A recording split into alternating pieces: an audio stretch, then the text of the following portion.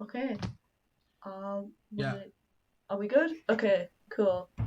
Sorry we're a bit late this morning. We've had some technical issues. Yes, many, many issues. How is everyone this morning? Let us know how you're doing in the old chat. Who's with us this morning? And how's your bank holiday been? Yeah, and if you're watching back like as a recorded video as well, remember the comments are open if you've got any queries or questions about today's session. Yes, indeed. Or if you'd like to email us, you can do that as well. So we'll make sure that you have our email addresses. As per usual, please fill in the survey so that we can get you to enroll on the course and stuff. And yes, please do that. It should only take a couple of minutes. And yeah, so a quick intro to this session. So this is session 2 of our Intro to Digital Imaging streams, and we're going to be looking at vector software today, just vector imaging in general. So we've found a website that is free to use, and you can use it online totally in your browser, called Vectr.com, and we're going to be having a little look at that today. And I will be honest, it's very new to me as well, so we've had a look and it looks pretty good. Looks decent. Yeah, sort of. It's really user friendly. I think whether you've used vector software before, like Adobe Illustrator or something like that, or whether you've never ever touched anything like that before, I think Vectr makes it quite easy to pick things up. So there is like a little tutorial at the start. It reckons it'll take you about 3 minutes to do it, and we'll take you through that as well.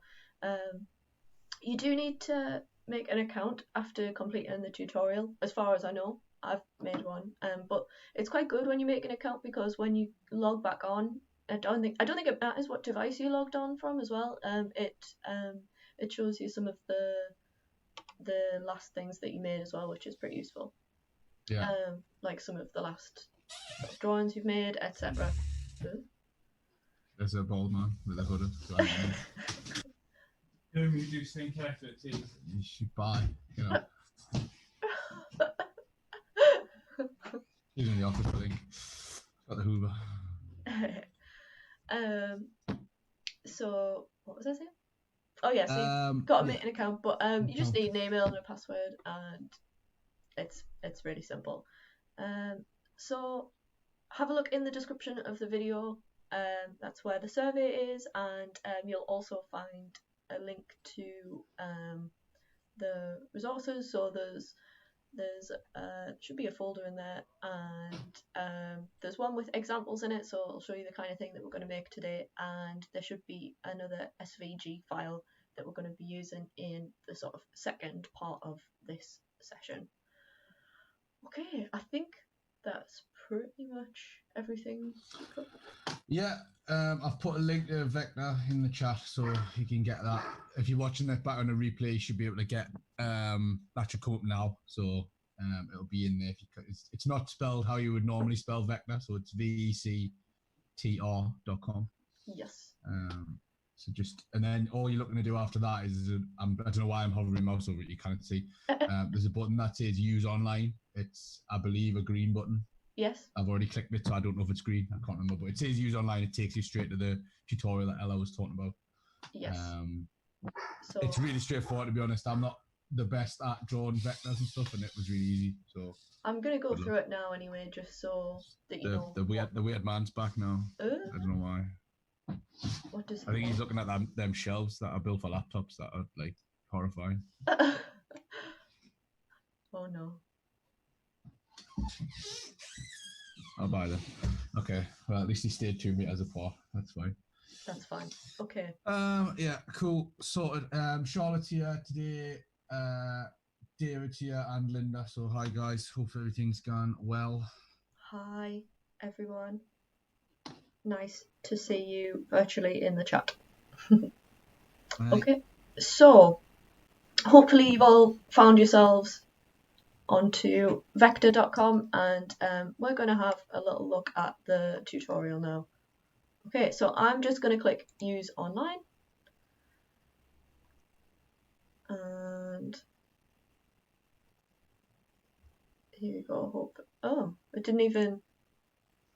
Oh well, it didn't let me do the tutorial. It must think I'm already signed in. Possibly because you've done it already. Yeah. If you open it up, well, it's all right actually. The tutorial's it's very straightforward. It's really simple. It gets you to just draw a few shapes. I can vaguely remember what it gets you to do. So it gets you to draw an ellipse. Yeah. I think there's the pen tool, pencil tool, text tool, gets you to upload an image, and then gets you to export it. Yeah. It's pretty straightforward.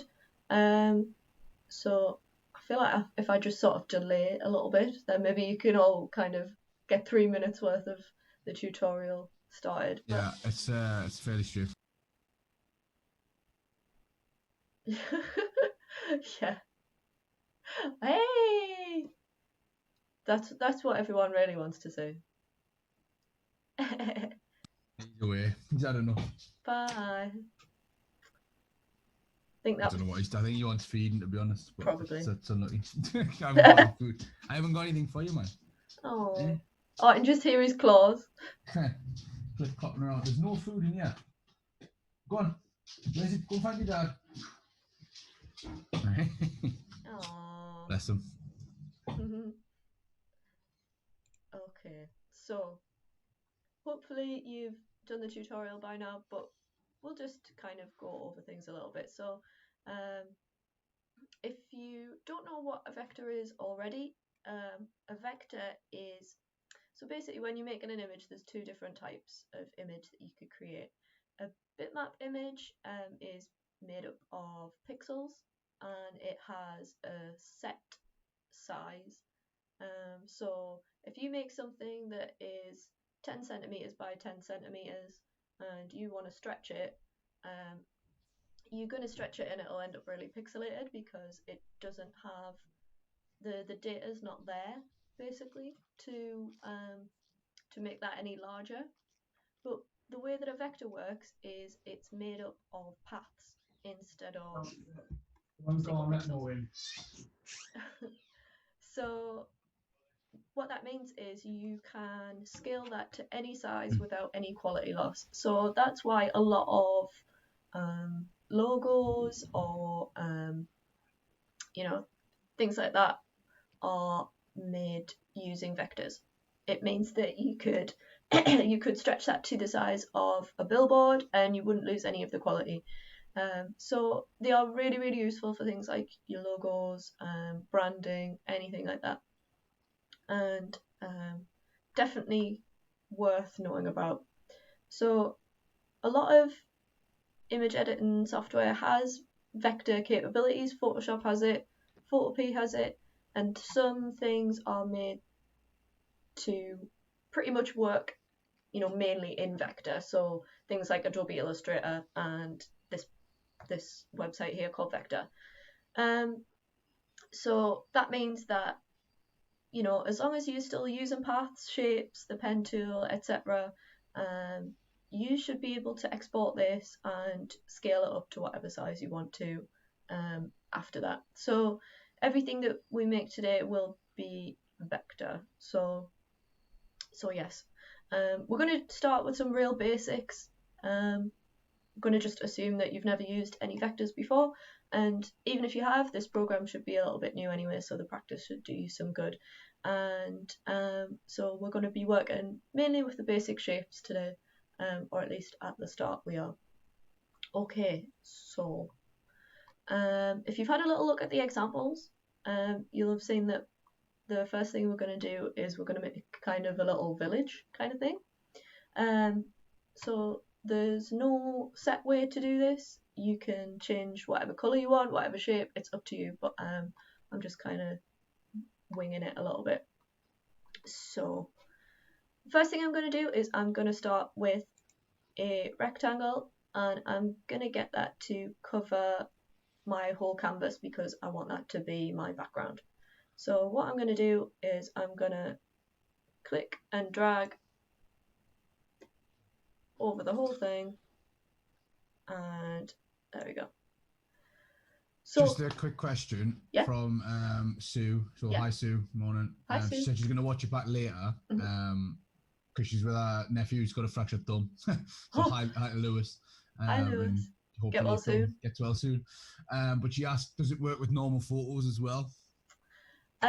No. So the reason that won't work is because that photo is a bitmap image in the first place, so you can't stretch that to any size. What you could do after you've maybe had a little bit more practice is you could use that photo to create a graphic or something like that. Or on some programs there are functions like there's something called image trace or live trace, which kind of converts your image into a vector, which you lose some of the colors and some of the detail and stuff like that, but it would be scalable to any size then, and it would be sort of similar to the image. Yeah, because what you don't want is that to have one bit that's really like smooth, and then the other one that's just loads of pixels because you brought it in and scaled it up. Yeah, so be careful with bringing in images to Vector. So at some point I will get you to drop an image onto something on here, but the image itself is already a vector. It's already a vector file type and stuff like that. So we shouldn't have any problems today, but with your photos, you probably will have some issues. So that's something to consider going forward. But we can talk about that a little bit more if you've got any more questions or if that's not quite clear. So it is a little bit confusing at first if you've never used vectors before. So yeah, just ask any questions at any time. Just let me know. Or if anything that I go through is not clear, just let me know as well. Does that kind of answer the question, do you think? Yeah, I think so. Yeah, so I would be looking to not bring in. Sue said thanks for the advice. Not to bring in normal photos of that because, like Ella says, you've got your vector. You're working with vectors here, so that they're infinitely scalable. So you could have them at like I said, like 10 centimeters. You could have them on a billboard. Yeah. And they're not constricted with dots, so they're not pixels. They're it's like a mathematical sort of formula, isn't it, for like coordinates as to where it's supposed to be. It's really clever, to be fair. It just think of it as you could draw a circle and the circle might be 10 centimeters by 10 centimeters, or you could draw a circle and it could be 100 centimeters or it could be 100 meters by 100 meters. Because it's always that same shape, you just increase in the size by a certain amount. A lot of these skills are transferable as well. Like if you learn how to use the pen tool, for example, you can pretty much do that in any like graphics program on the planet. Yeah, the pen tool is something definitely worth mastering, but it does take a little bit of patience and time. So, so don't worry if you don't get it straight away. We won't be looking at the pen tool too much today, so don't worry too much. We're going to try and concentrate mainly on shapes today and what you can do. Drawing a little village. Yes. We've got the village coming now. Sweet. A cute little village. Yeah. Okay. So where was I? Okay. So this is going to be my background, and if you've drawn your rectangle or your square or whatever, you should be able to see that there's some like little dots on the corners, like normal when you have an image selected or something like that. And if you hover over it, you get a blue line around it. That means that you can edit some of the things that are on the right hand side. So you've got your background color, you can add a border, a shadow, inset shadow, all sorts of stuff. But for now, we're just going to change the background color. So I'm going to click in this box here where it's sort of got a corresponding color. I'm going to click in there and this little flyout thing comes out. And I'm just going to go for like a kind of greyish tone, just because I don't want it to be like pure white. Okay. And if you look over on the left of the screen, you can see that there's a sort of, well, it's calling it layers here, and this is called a rect path, apparently, rectangle path. And we're gonna lock this shape so that when we're dragging or changing the size of any of our other images, we're not going to affect this one. So we're just going to have this as a background color. And the way that this works is similar to layers on Photoshop or anything like that. You can change the order, you can change the names of them. That's totally up to you. So I'm just going to Is that your rect path? Yes, rect path. And I think they've got like a default name, like an automatic name. Yeah. Yeah, so if you put in like the rounded rectangle, it might be like ellipse path or something. Bezier round rect. Oh well. And then if you do like a pencil tool, a freehand path, it's called. Yeah.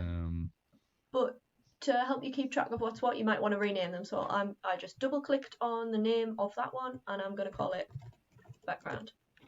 And I'm going to lock it as well. There's a little padlock that appears. I'm just going to click on that, and it means now that I can't click on it or drag it or change it. So when I'm clicking and dragging, it's selecting what could potentially be there instead of that one.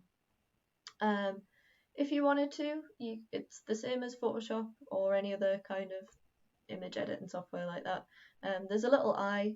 You can touch that on and off if you want to control whether it's visible or not. And when we add more shapes, you should see how the layers kind of stack, and you can change the order and things like that. Okay, so the first thing I'm going to do for my actual village, I'm going to make kind of, I don't know, the floor, I guess. So I'm going to do another rectangle. I'm just going to click and drag along sort of near the bottom. And if you can see if you're moving it around, Vectr has a snap to, which is quite useful, so that's snapping it to the middle there for me.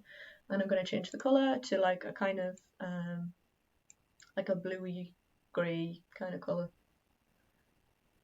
And when I'm looking at it on two different monitors, it looks like two completely different colours. Yeah. So I don't know what colour it is for you, so I'll just kind of go somewhere near and hope that they all look nice-ish at the end. Okay, so there we go. So you can choose whatever colour you want though. So as you can see, I've now drawn another one, and it's come up on the left. So we've got background, which I named, and then we've got a new rect path. So if you wanted to rename that, you can. I'm just going to call it ground. And you can switch it on and off just the same. I think you pretty much know where this is going. If you've used any kind of anything with layers before and stuff. But if you want to, so if you click away from it and you've deselected it, that should be kind of a different colour to when you select it. So it goes like a kind of darker colour to show that you've got that one selected. And it works the same way the other way around. So if you click ground, it'll select it for you. So if you've kind of lost track of what shape is what, as you might do when you've got maybe like 100 different rectangles or something like that, it helps you to identify what is what. And you kind of once you've selected, like once you've locked your background as well, you kind of select it by just clicking on it. Yeah. So if you click on your background, nothing happens, which is good. It means you kind of accidentally drag it away. Exactly. Move it around and stuff. That's why we've locked it. So so you might want to think you could consider doing that with the ground as well. But I might do that if I have any problems coming up. But remember that you've got to select things to get all of these extra kind of options and stuff, so the colour and all of that stuff. But feel free to just experiment with those. So there's the opacity that you can mess with that isn't doing anything. Make sure it's clicked. So you've got to make sure that you've got that little box checked on the side for it to affect it. So there we go. Still a little bit new for me. So and if you change your mind, so if you want to have it there, and then you're like, actually no. You can just uncheck it and recheck it. Up to you if you want to try different things. But there's lots to play with on the side. So yeah, just experiment if you want to. Everything kind of happens in real time, and Yeah. a lot of the things give you like previews as well, which you should see sort of coming up soon. Okay, so I'm gonna draw my first building using a rectangle. I'm gonna put it like here-ish, something like that. And I'm gonna choose like I don't know, something like that. Don't be afraid to choose wacky colours, because sometimes they look kind of cool together. We're not trying to go for realism here, you know. I don't really think that the ground is a rectangle that floats, so don't worry about it. Just create yourself some more different rectangles and different shapes, and I want them to all be the same colour. So I'm going to click back in that that sort of colour box thing, and there's an eyedropper. So I'm going to click the eyedropper, and I'm going to click on this other orangey browny colour building. God, there's a lot of options. I've accidentally clicked on it and there's just 1,000 options have popped up. I know. I've jumped ahead, sorry. That's my fine. bad. If you find something that you're like, what is this, then just give us a shout. Or if you find something useful as well. Yeah. If you know any of the shortcuts, that's what I was looking up. Basically, I was looking to see if I could find the shortcuts and stuff. If you go on help and then keyboard shortcuts, it comes up. That's very useful. So it is quite good. Oh, well, there you go. So if you, there you go, cheat sheet. You might be worth taking a screenshot of that, because you cannot like drag that window away, but if you take a screenshot of it, you could refer to it. Just have that open as a picture. That would be useful. So I've decided I'm not that keen on this shape, so I'm gonna just click it and drag it, and you can affect the size really easily.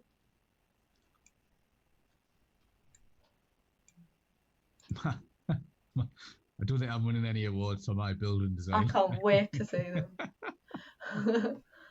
Okay, I'm gonna go for something like that, I think. But we can always change them at a later date. So I'm sure you can see that there's now starting to be a big stack of these things over on the left of your layers. You know, so like I was saying before, you can click on each layer if you don't know what's what, or if you click on the shape, it highlights that layer, so it helps you kind of figure out where you are. Okay, so what I'm actually going to do now is I am going to lock all of these buildings, because I'm going to start putting windows and things on them, and it'll just be a pain if I'm dragging those around. So I know that it's not the ground, and I know it's not the background that I want, so I'm going to click on that layer at the top and hold shift down and click the one that's on the bottom, and it should highlight all of those buildings. So I've got them all selected. So all of those layers should be like that kind of darker grey colour, and there should be a box around all of them. And I'm going to press Ctrl and G on my keyboard, and it's made them into a group. I'm going to rename the group to buildings, and I'm going to lock the group as well. So that means that I can't accidentally drag those away as well. Tell you what, I'm going to lock the ground too. Why not? There we go. So everything's locked, so now I can add windows, doors, etc. without worrying about changing the shapes of those. Okay, so I'm going to draw a square for some windows. And to draw a square, if you hold shift, click and drag, a square should appear. You kind of couldn't see me draw that actually because it's the same colour, so I'm going to do that again. So I'm just going to delete that one. I just pressed delete on my keyboard if you're not sure how to get rid of stuff. So click on the rectangle, press shift, click and drag, and it's automatically a square. So there we go. And I'm going to change the colour of that to, I don't know, some kind of bluish colour, bluey grey thing. If you hadn't already guessed, I'm going for a kind of retro colour palette here, but you can choose whatever you like. And I'm going to drag that over onto the building, and I'm kind of like, I think it's a bit big, so I'm going to press shift, hold one of the corners, click and drag, and it should keep the proportions the same. But if you've worked with the transform tool, you should know what I'm talking about on any of the image editing stuff. So just remember to hold shift to keep the proportions the same. We don't want it to be like stretched like this. So I'm just going to Control Z to undo that because I did stretch it.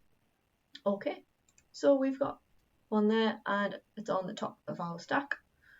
I'm gonna Control C to copy, Control V to paste, and I'm gonna drag it over here. And you should probably be able to see that because of the snap to thing that we've got on, it's already aligning that for me. It's like, yes, go there at the same height as the other one.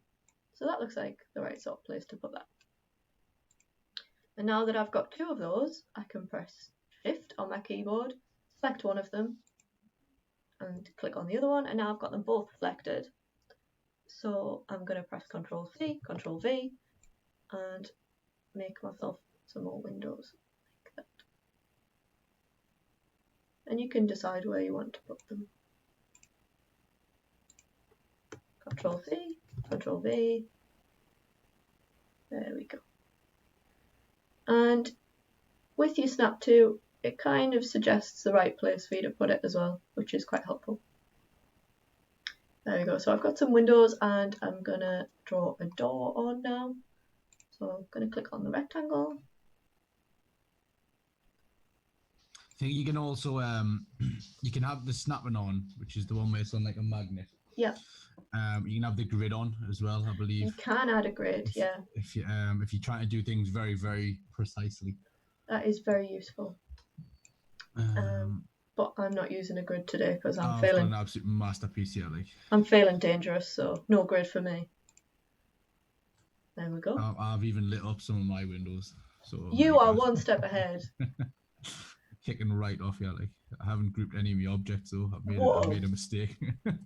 Oh, goodness. See, you've got to lay the groundwork first. You know, you've got to lay the foundations. This is buildings we're talking about. Yeah, I know. You can't just be moving things around willy-nilly. Right. So I'm going to copy those two windows again, Control C, Control V, and they're obviously not the right size for this building, but that's okay.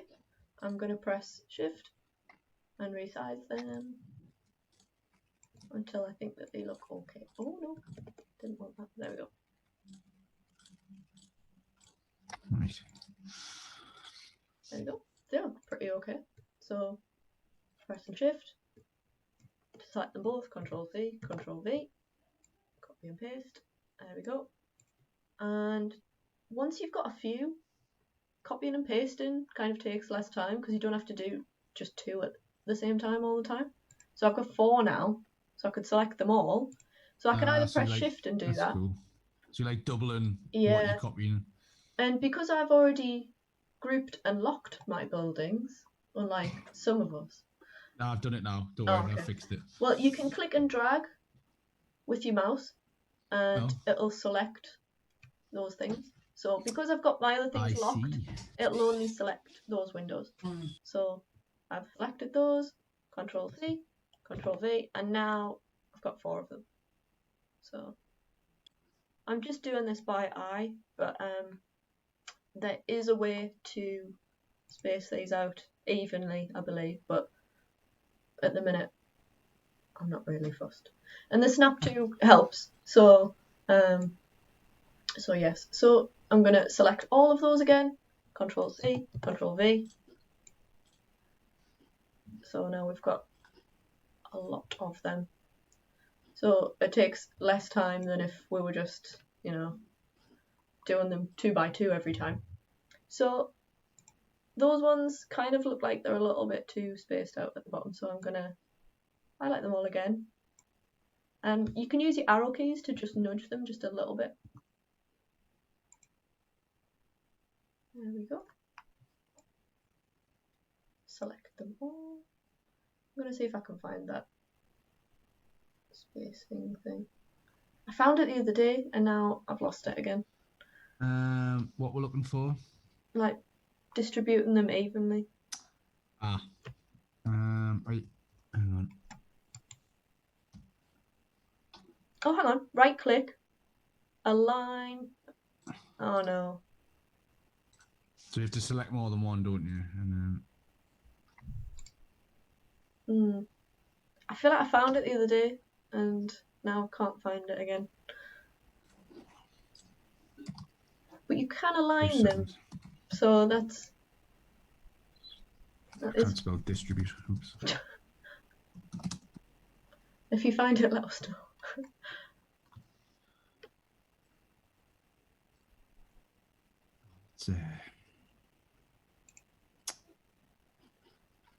Okay, while you're searching for that, I'm going to change the colour of some of the windows because I want some of them to look like they have a light on. So I'm going to make them a kind of yellowish colour.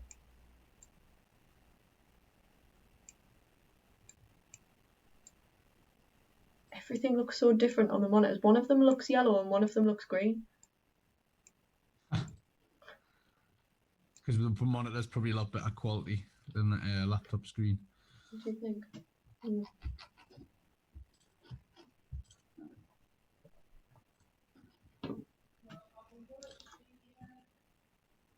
And I'll see if it's in the user guide. Maybe I've made it up.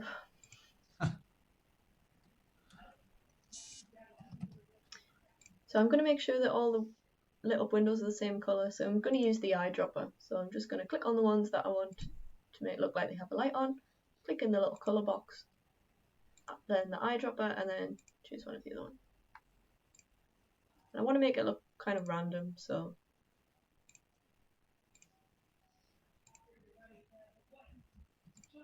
I'm going to have those as well.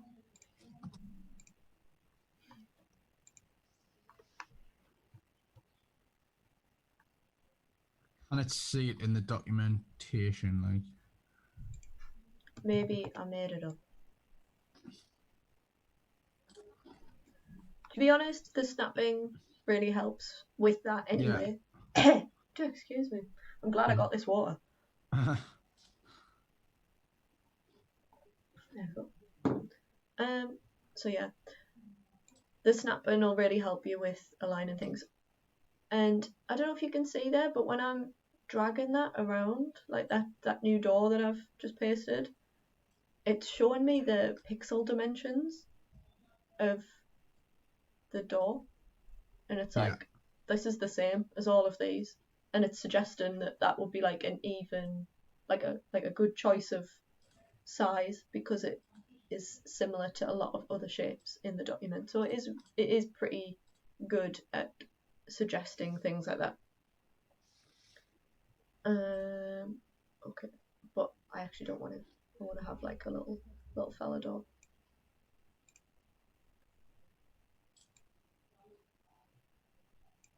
I think I like the example that I made better than this already. But that's the beauty of art. That's it, like, I mean, you're probably not going to make the same thing twice, are you? No. And that's okay.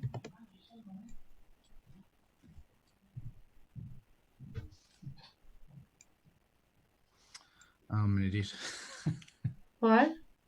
I'm just an idiot, it's fine. I'm still looking for that documentation thing. Oh. I was on the wrong website for starters, so that doesn't help.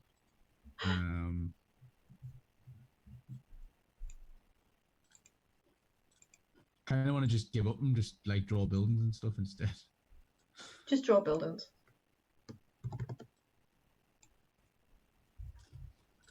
I have to draw them well then, that's the only problem.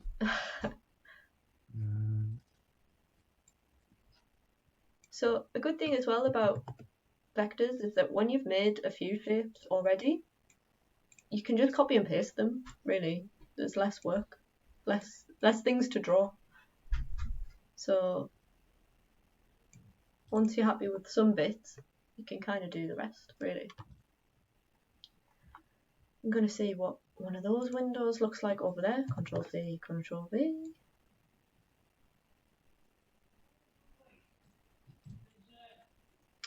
It looks pretty awful, so I don't know if I'm going to keep it. Looks just tremendously bad. It'll be better than mine, so it's alright. Don't worry about it. I'm going to get rid of it. I'm trying to work out how the pen tool... I think I've done it. Oh, I've drawn a roof with the pen tool. Have you? Well, Yeah, I was just going to do it... Showing off me, like. I mean, I think you are.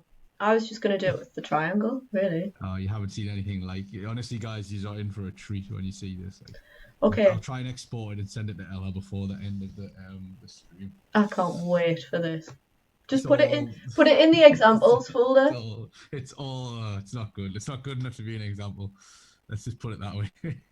I can't wait. Okay, I'm going to go into more shapes now. I'm going to choose this triangle. Oh, more. Oh, wow.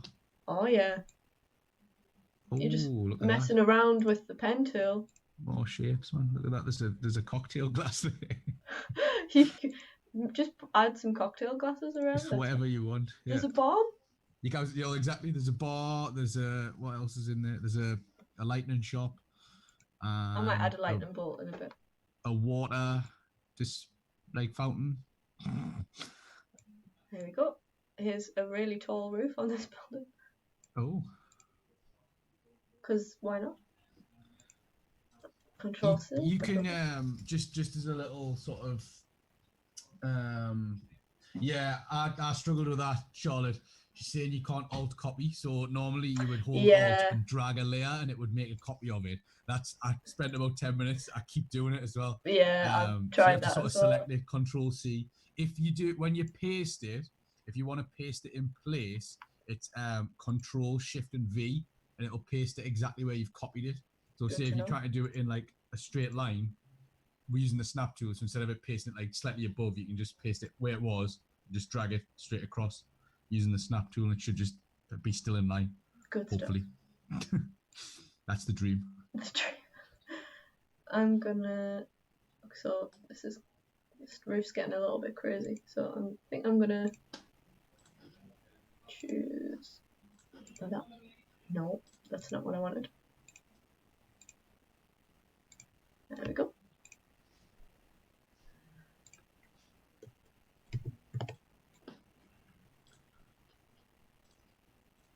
But it's gonna get really exciting soon. I hope everyone's ready. Jeez, I'm ready. I was born ready. Oh, I'm gonna draw a little door handle there as well.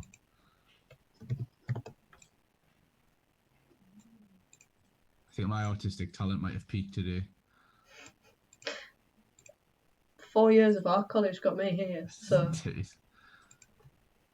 mine's doing alright, to be fair. Mine's okay.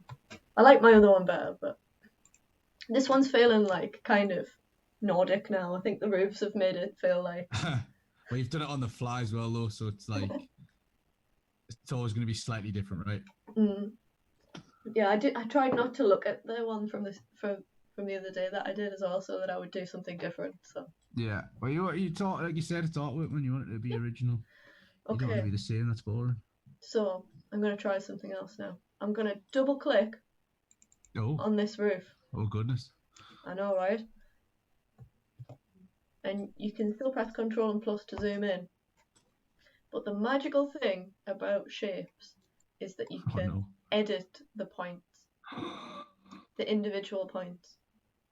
This one here, this one that's sort of like inside one of the points, can you see?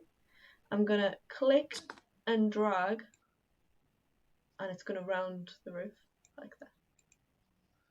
I mean, how? Oh yes. So how did you? So to get onto them points, just to recap that. So you click on did you double click on the shape? Double click. Yeah. And then click on one of the individual points themselves. It's the inside one. Okay, hang on. So not the one right on it. Yes. Yes, I see. Oh, goodness. But I quite like it as a little pointy fella. But I think the rounded sort of roofs look a little bit better, maybe like if you've got a slightly shorter roof. So if you drag that a bit smaller, like that, double click, and you can sort of click there.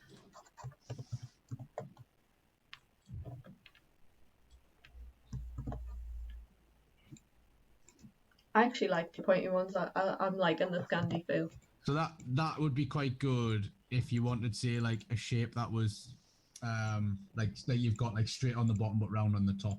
Yes, it would be really good. Or, for example, Very clever indeed. I'm gonna make a copy because, you know. You don't want to make a mess. Yes. So I'm gonna zoom in, double click. You can even bring those in as well if you want to.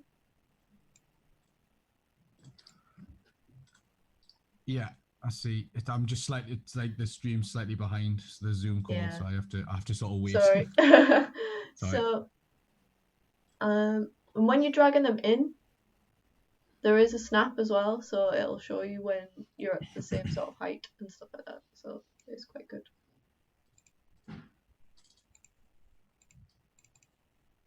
But I am making a mess, so. But That's you can round those as well. So if you want to have like a slightly sloped roof, which is quite cute, you can do that.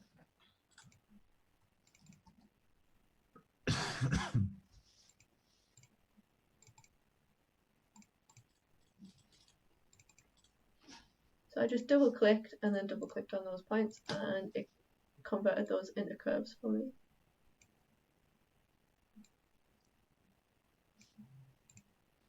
So I've now got like a kind of gothic pointy roof. Yeah, it's cool though. I'm gonna give that a try, I think. So I'm gonna switch this one off. So I've selected that roof. Now I've got to find it in this mess of layers, and I have found it. So I'm gonna switch it off. So it's still there. So if I want it back, it's gonna be okay. I'm gonna lock it, and then I'm gonna drag this little pointy fella over there. Oh, he's quite cute. I like him.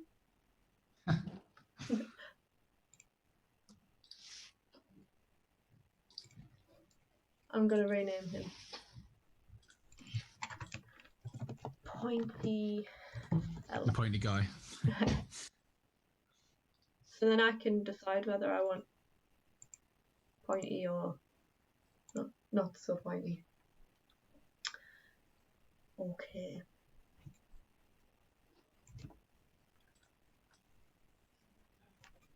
How's everybody else doing? Is everybody managing with that? I can't wait to see some super cute villagers. They're going to absolutely blow mine out of the water, I'm sure. I've ended up with a sort of more of a city. Nice. By mistake. That's cool. I mean, I didn't mean to create like a weird Scandi village, so I feel like mine's sort of like, you know, if you've ever played any of the Pokemon games, it's like one of the cities you might visit on there. Cute. Because it's not very big. It's like 3 buildings, but yeah. What I think I might do is I might select all of those and group them,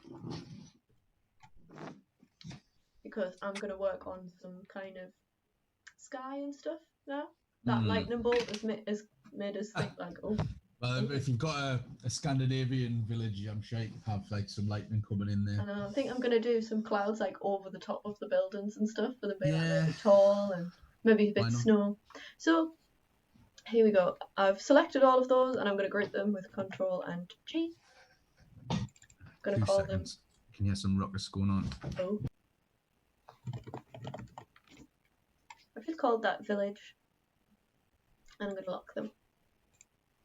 Okay, so this is kind of where some of your shape tools really come into their own, because for all you might be thinking, yeah, we've literally just made this with kind of circles or there aren't any circles. With rectangles and triangles and stuff like that, we're going to use circles next. We can combine them or sort of use them to subtract from each other. This is kind of sounding really weird and abstract right now, but it will hopefully make sense in a second when I show you how I've made some clouds.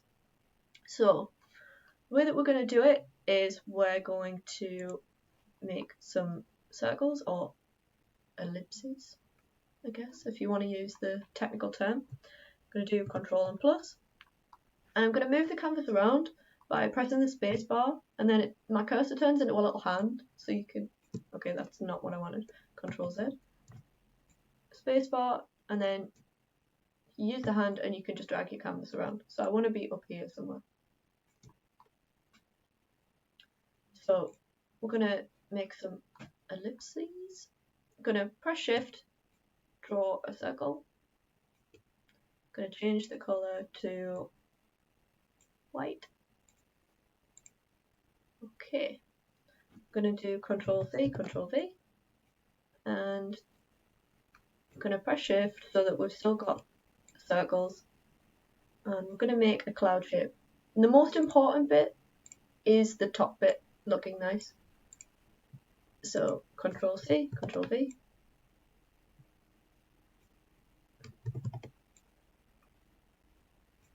And if you change the size of the circles, you kind of get like a little bit of a more interesting shape. Okay, I'm back. Welcome back. Live. We're just making a cloud. Do you want to make a cloud? Sure. Is there a cloud shape or No. not? Oh no.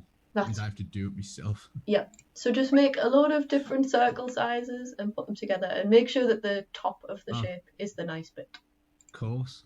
Control C, Control V. Except it's made it a colour that's the same as my background, which is not helpful. Yeah, mine was like brown to start with. Don't want done it again. This is rude. Okay. So now you should honestly, if anyone's watching along and thinks they're not going to be able to do it, you just you see the state of mind, man. I can't wait to see everybody. It's so bad. Okay, so what we're gonna do. Oh, I wasn't ready for this. I was not ready for this, to be honest, Stella. I'm not gonna lie. This is real bad. I'm sure it's not. I bet it's amazing. That'll do. Right. Once you've drawn your circles, click and drag over all of them. So we're going to select all of them. Oh, grouping them. I've grouped mine. Was I not supposed to do that? Oh, no. You need to calm down. Right. Because I think I know what I'm doing, but I don't. So once you've selected a few shapes, you'll get a little extra menu appears over here. Oh. Now, as you can see, I'm hovering over things. And this is similar to the Pathfinder on Illustrator. And they've got names for... And when I'm hovering, it's giving you a preview of what is going to happen with those shapes. But the one that we want is Unite/Add. And this will make it so that that is all one combined shape instead of a load of circles. So we're going to do that first. So now we'll have... So when you hover over it, you see the blue line around has selected all of that. Then what we're going to do is we're going to sort of kind of cut the bottom off, I guess. And we want like a straight line. So I'm going to draw a rectangle. Like this. And I'm going to make sure that it doesn't, there's no gaps at the bottom. Something like that. If you don't quite like the shape, you can also rotate your cloud a little bit. So you can click on it and just like using the transform tool, you can hover just a little bit further away and rotate it. So we want to have, you know, some little bits on the side, but we don't want those gaps at the bottom. So make sure that that's covered. Okay, there we go. So then I'm going to select both of those, and we're going to look at the Pathfinder again. So, and it shows you what is going to happen with those shapes. And the one that we want, as you can probably guess, is subtract. There we go. And now we'll have a cute little cloud. So if you kind of apply what we've just done to pretty much any shape that you can think of, you can make it with other shapes. Sometimes it's not the most easy way or the quickest way to do it, but it is possible to make many, many things with combinations of shapes, whether they've been added together or taken away.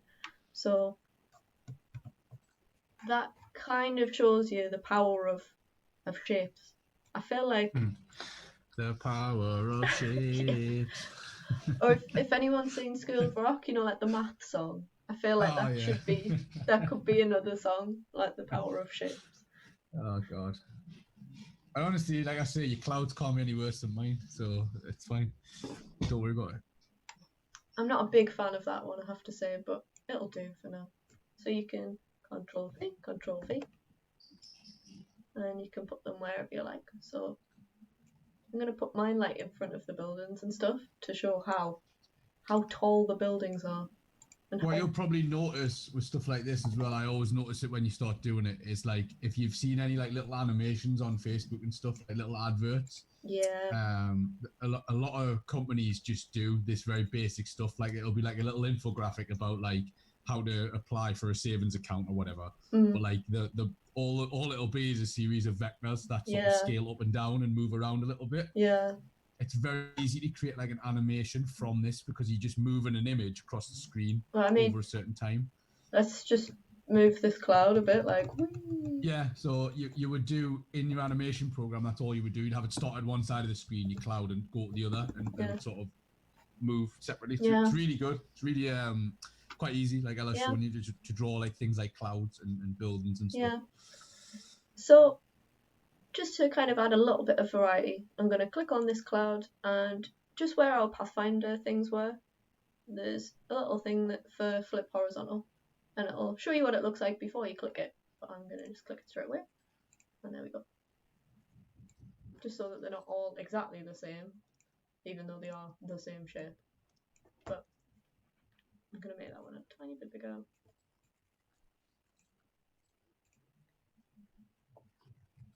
Okay.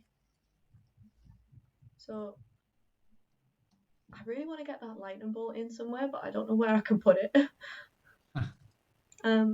Actually, I think because I've grouped everything already, I'm going to have to unlock a few things, but I think I'm going to move everything down a little bit because this building's annoying me how close it is to the top when I've got all of this space at the bottom. So I'm going to unlock those ones, but I'm going to keep the background locked because I don't want to move that. And then I'm going to select it all, pressing shift and highlighting all of my layers and all of my groups. And I should be able to just drag those down. I've pressed shift as well so that it won't move too much. Like it's not just going to go all over the place. If you press shift, it kind of keeps it on one sort of track for you. It guesses where you might want it. It just kind of moves it a little bit more evenly. So I've moved that down. And I think I'm either going to add like a sun or like a big cloud back here and a lightning bolt or something. So let's try with like a big cloud. I'm going to do Control C, Control V.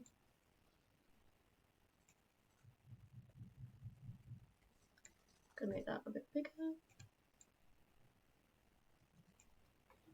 Let's see how that lightning bolt works. Oh, I didn't mean to click that. There we go. More shapes. I'm going to click on that lightning bolt. And I'm just going to drag.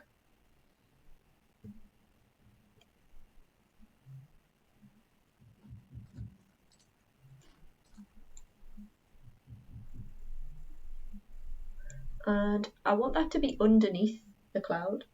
So what you can do is you can either work out which cloud that is, so it's that one there, and you can drag it underneath like that. So I'll just show you that like this. So you can drag them on your layers if you want to. Or there's also the tools right next to where all the flip and the Pathfinder and stuff is. You can change them on there as well. So but I'm just gonna have it like that. I don't know how I'm feeling about this lightning bolt right now. I'm going to rotate it a little bit. It's kind of... That's alright. I don't know how I'm feeling about it yet.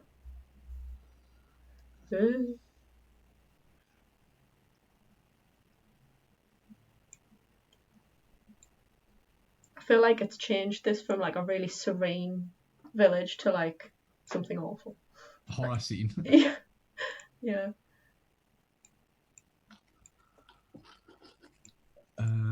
Oh, it's getting on my nerves. I don't want this. What I'm gonna do, I'm gonna post that there is a user guide on this as well, which has got like a clickable menu on the left hand side.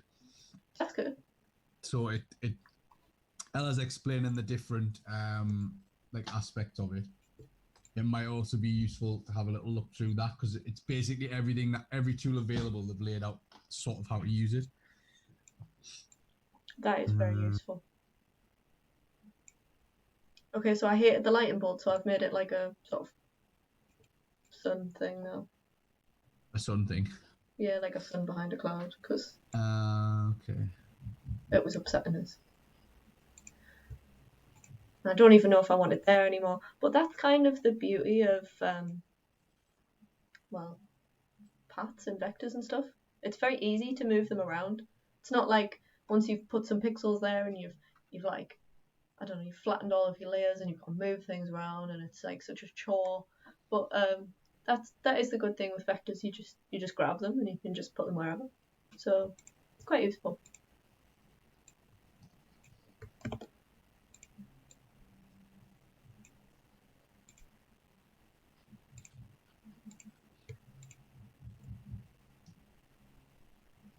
But this is just flipping everywhere. Right. No, I liked it better over there.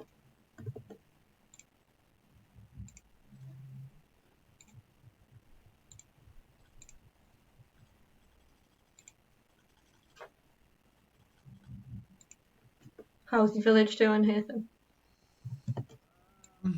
Oh. It exists. Oh. Well, that's good enough. Try to make the sun have some like sort of. Hang on, how does that look? Oh, it looks awful. What's happened there then? I'm gonna add some like grey clouds behind the white ones, I think. So I'm just gonna drag those. I accidentally had an inset shadow on, that's why. Oh, I see. Like an idiot.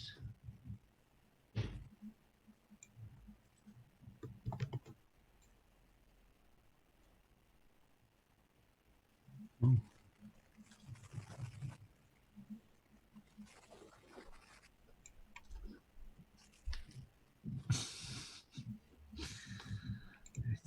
It's not great, like. Oh.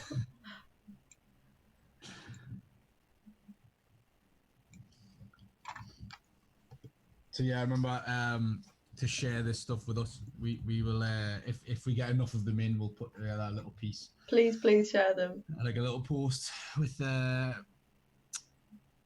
hashtag We Are Media Savvy, if you remember. That's what we were after. We would love to see them. So yeah, tweet us them, email us them, send them on Facebook. However you wish to send them across, it'd be great to see some of them, to be honest. Definitely. I think I've gone overboard on these clouds, like.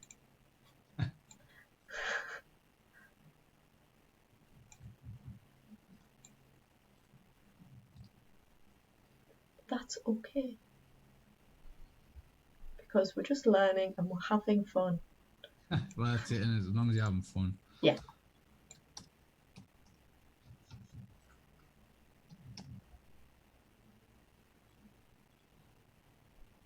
I feel a bit like Bob Ross when I say that, though. A happy little accident. Yeah. All right.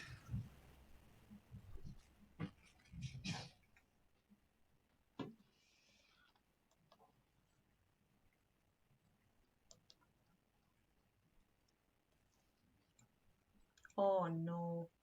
accidentally moved the village. There we go. Oops. Make sure I lock that again. Yeah, don't make the same mistake as me. Make sure you relock things. Don't move your village.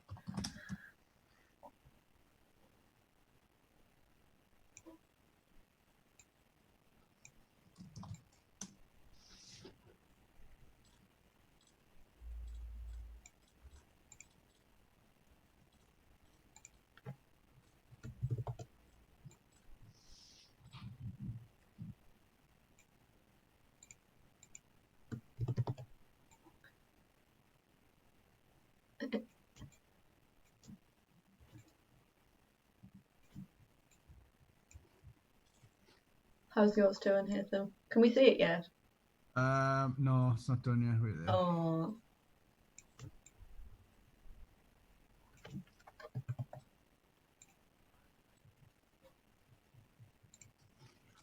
Right.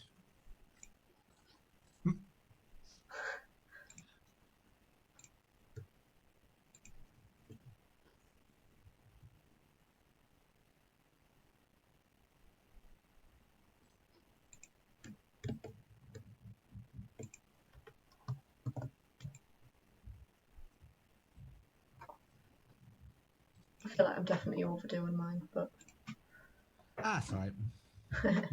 Be fine. not sure what else to add. I know. Okay, so I'm gonna unlock things again.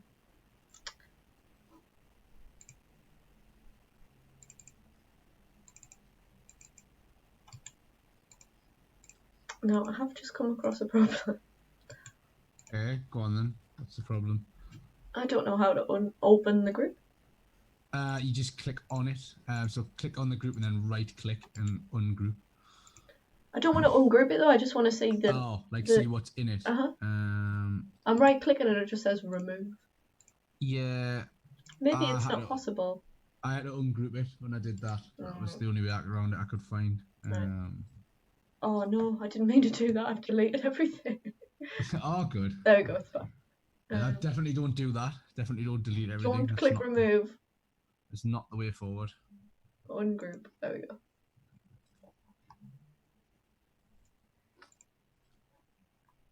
If you wanted to, you could add a little border to your windows and stuff.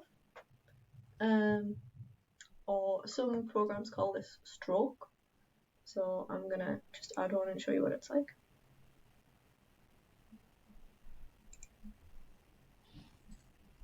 Okay, I'm gonna have this color.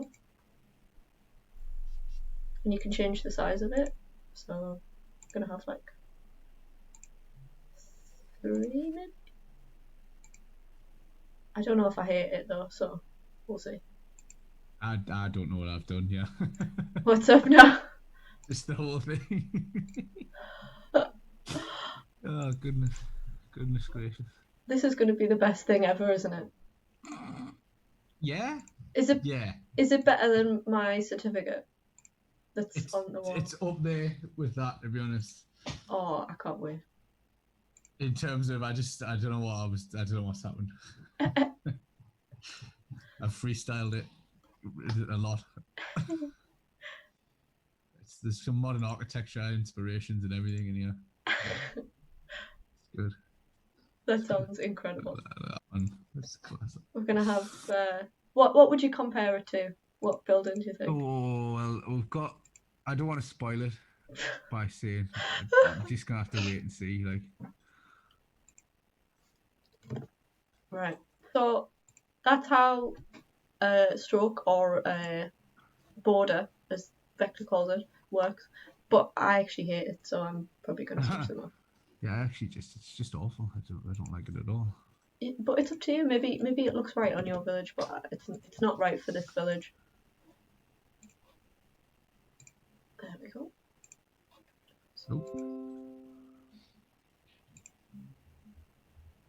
There we go. Okay. So, I'm trying to think what else I can add. I could add some plants, maybe. Trees, yeah. Yeah, I'll do that. Okay. Cool. I'm gonna group. Well, I'm gonna lock everything. Maybe I have to group that to lock it.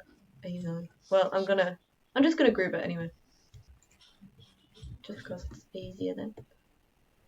So I just selected all of the layers and I press Ctrl G, and I'm gonna lock them. Okay. So I'm gonna make some little stylized trees. Maybe I should do. I was gonna do round ones, but I might do pointy ones because you know, this is Scandinavia now.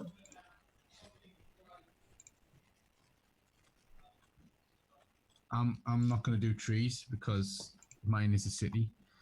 I'm going to do a car. Oh my god, that's ambitious. What do you mean? No, it's not. It's easy. Look, there's a rectangle. There's a rectangle again. There's two rectangles and two the other ones. Circles. I can't wait to see this. Oh my goodness, I am a genius. A creative genius, honestly. I haven't made them the same colour though. Oops. Oh, that's a good start.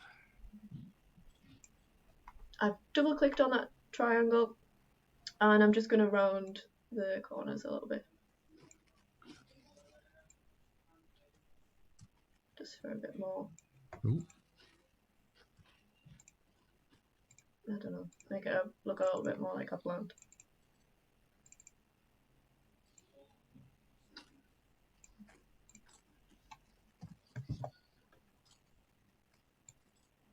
Can zoom in as well, can't you? If yeah, you, Control in the plus. bottom, yeah. Oh. Control plus, I'm having a bit of an issue with because it's like zooming us in on Chrome. Oh, really? So I've been using the on the bottom of the menu on the right. There's like a plus and a minus. Yeah, underneath dimensions. Yeah, which is a little bit easier. Okay. For me in my computer, that decided it wasn't working properly. Oh man, this car! Ooh, I would drive this car. Like, I probably would as well. Yeah, I don't think you would. I don't think it's capable of driving. Well, you said you would drive it. I would, because I've made it. I'm sort of just out of like stubbornness. So I don't know if anyone saw that as well, but when I moved the sort of trunk of the tree, and when I get it in the middle, the little blue snap-in guide comes up to show me that it is in the middle.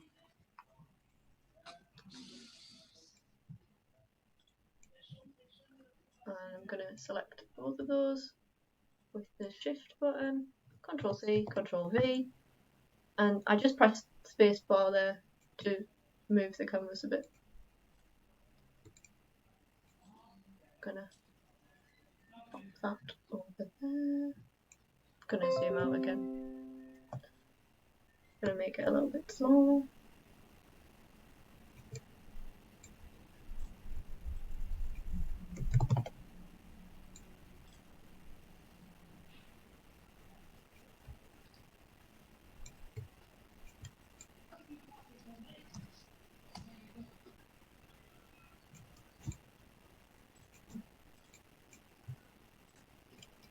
Might want to group things together that belong together, like that tree and the trunk. So I'm going to do Control G because it's getting on my nerves trying to grab both of them all the time.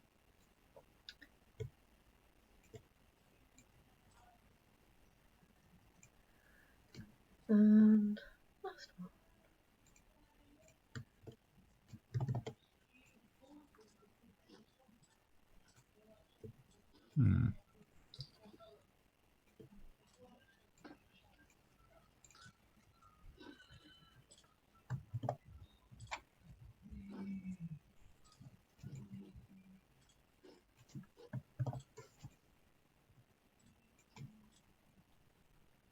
I think my village might be done now.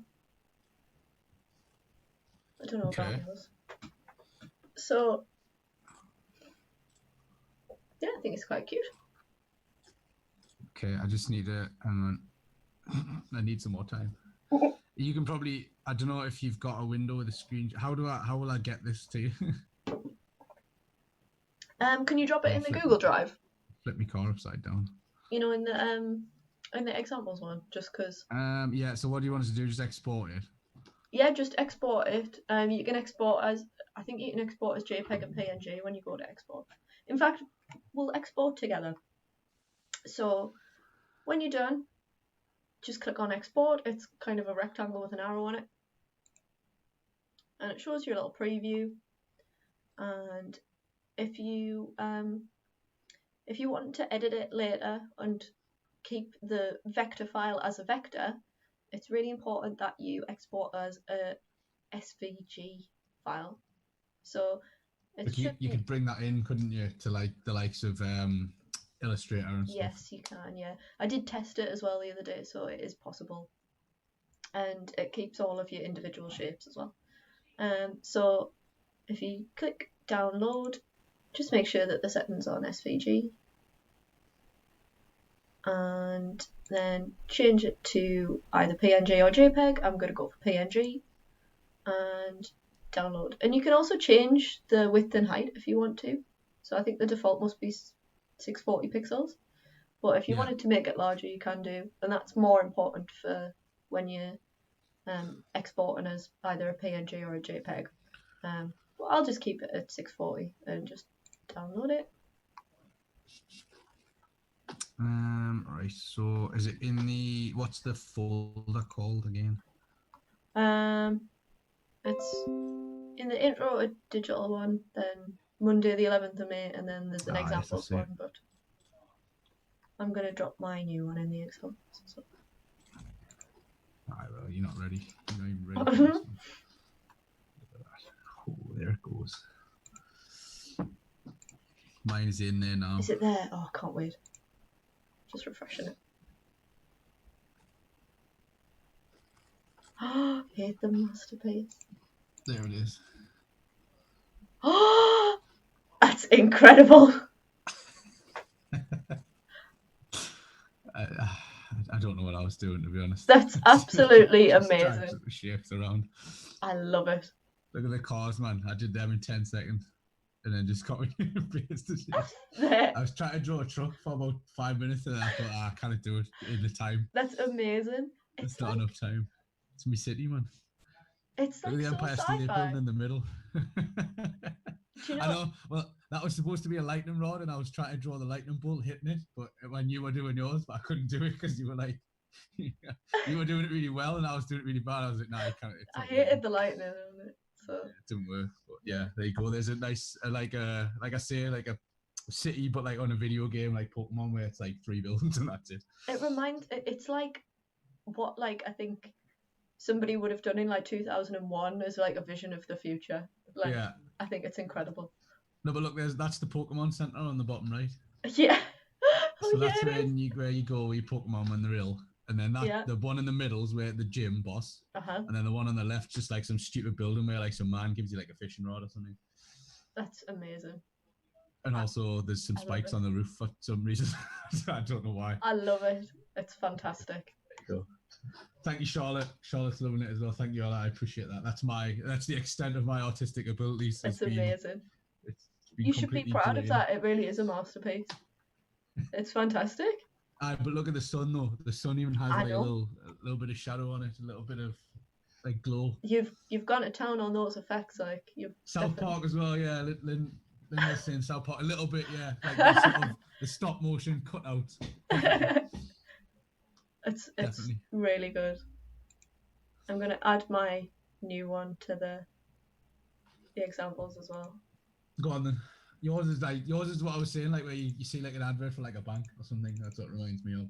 Where it's done like a really professional drawing, and then mine's just like there's a cartoon that I've made. Good.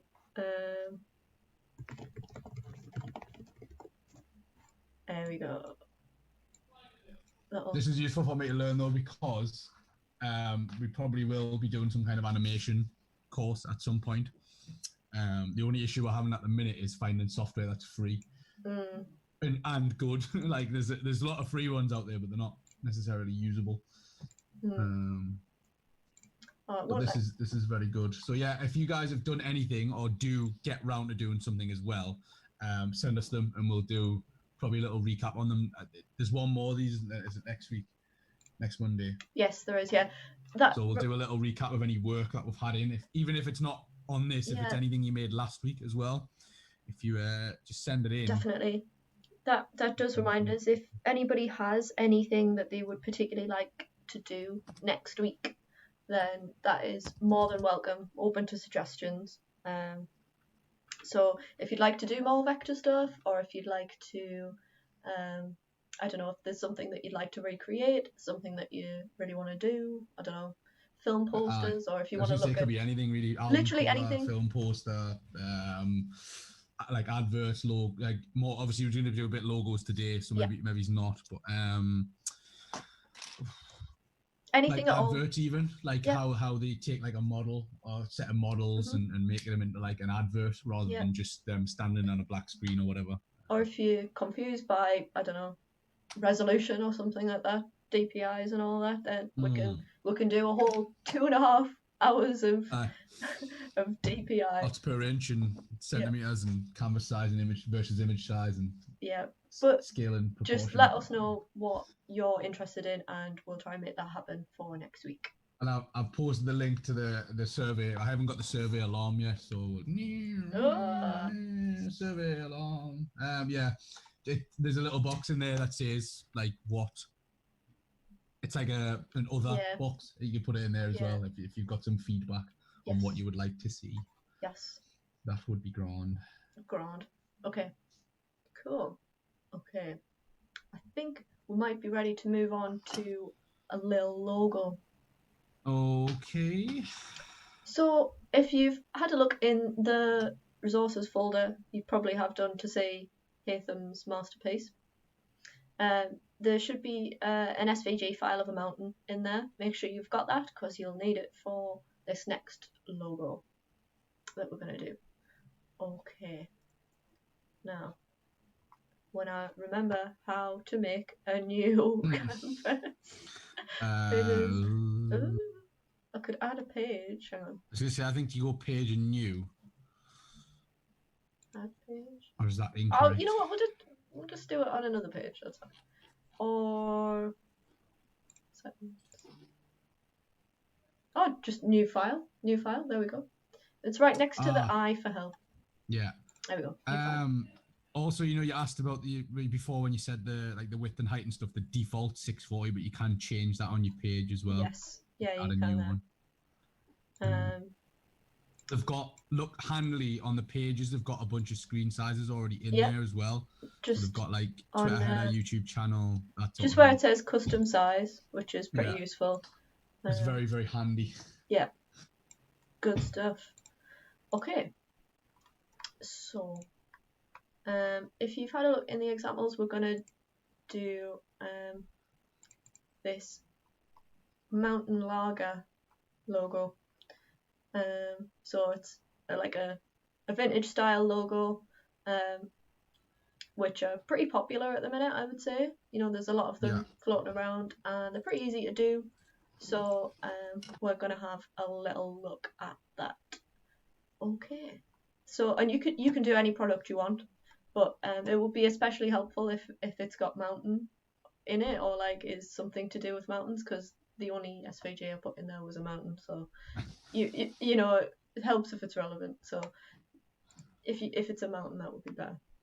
So we're going to start with some text, and I'm just going to click and drag the text box. I'm going to go back to that layers panel as well instead of pages.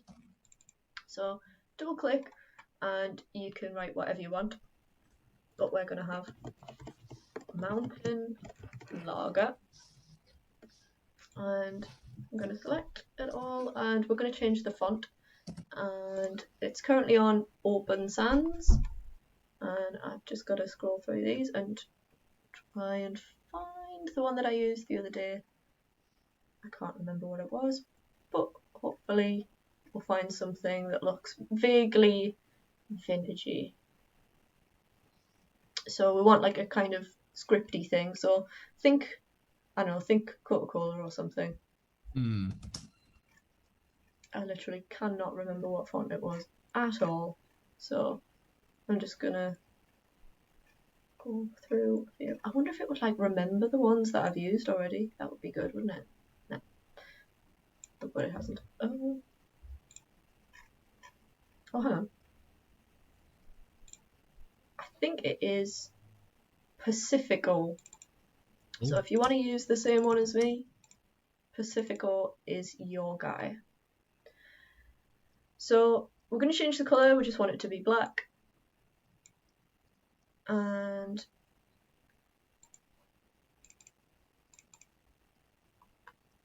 I'm going to increase the size.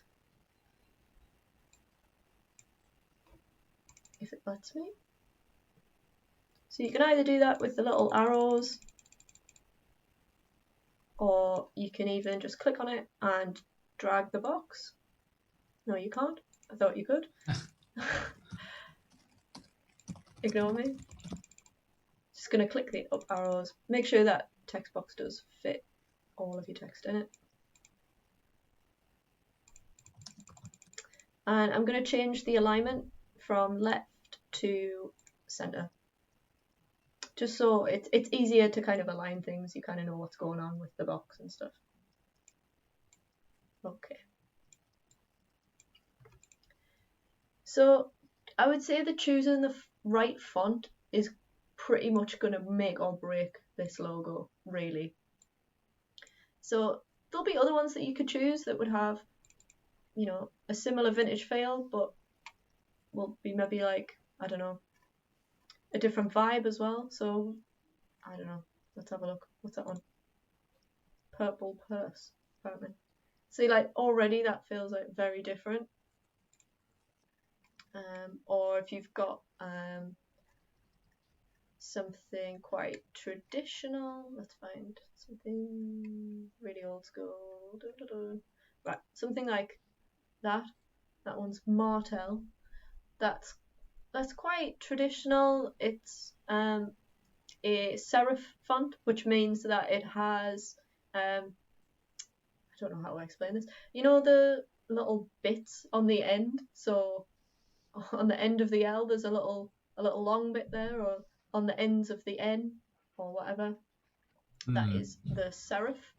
And serif fonts tend to be more traditional, have like a sort of professional vibe, old school, a bit serious, if you know what I mean. So maybe, you know, they would be good for like, I don't know, a lawyer, banks, if you're, I don't know, quite a classy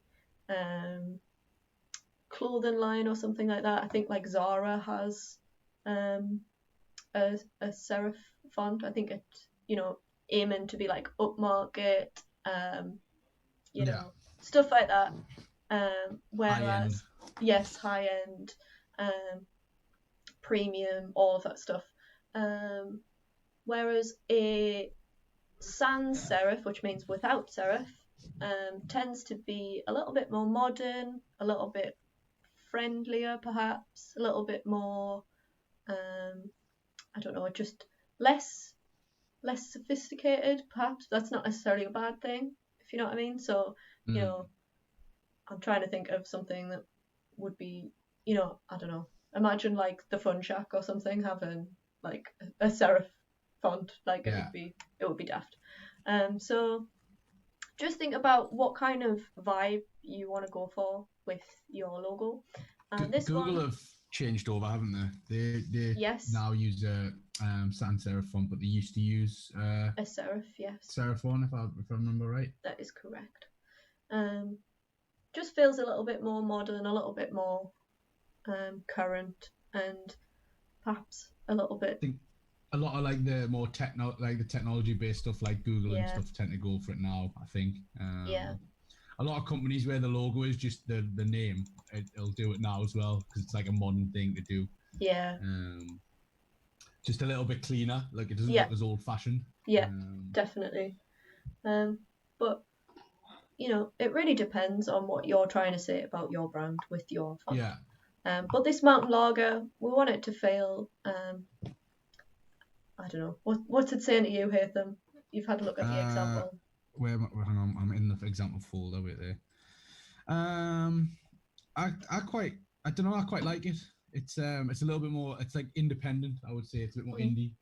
Like not as established maybe, so it gives you that like not hipster vibe, but you know what I Yeah. mean, where it's Yeah. different basically. It looks back to the past, but it's still current, if you know what I mean. It's Yeah. the Well, it's script. vintage, isn't it? That's the Yeah. idea. Like it's The based idea on like is, old yeah. like pop and like Yeah. actual traditional soda pop. Yeah, and like Mm. I want it to have a kind of American feel to it, you know, Yeah. sort of. Rocky Mountain sort of thing. Yeah, there's a picture of a mountain, and it says that it's like cool, crisp, and refreshing. Makes you think about cold things, but the color choices are very traditional. You know, There's no Jean-Claude Van Damme though. no, It's in the mountain isn't turning blue, thankfully. no, but that would be copyright theft, Yeah. so don't Exactly. do that. Don't do that. Okay, so we're gonna change the angle a little bit on the old mountain lager, and we're gonna add a circle behind it, and remember press shift so that you've got a full circle, and we need to make sure that is behind the text, so we're going to drag that underneath, and I'm going to change that to like a dark reddy orangey thing.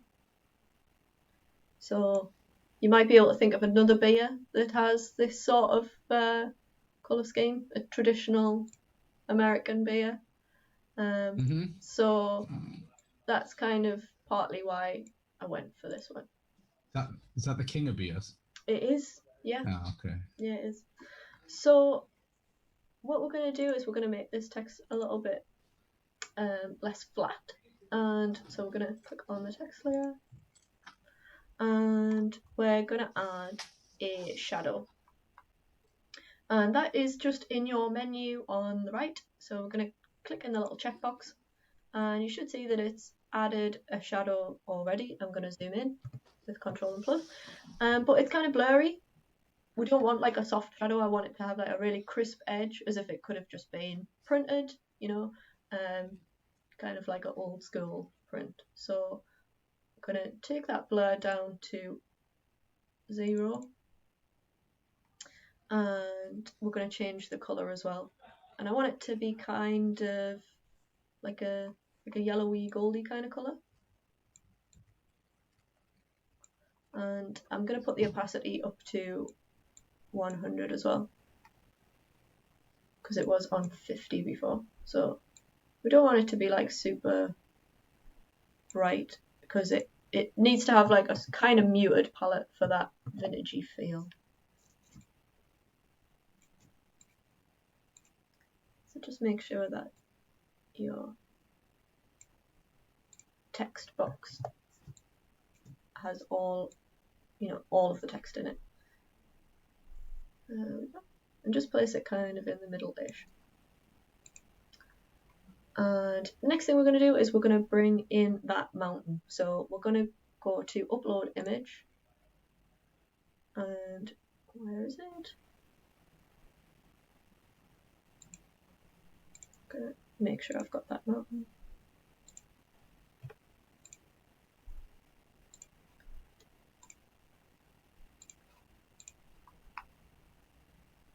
There we go.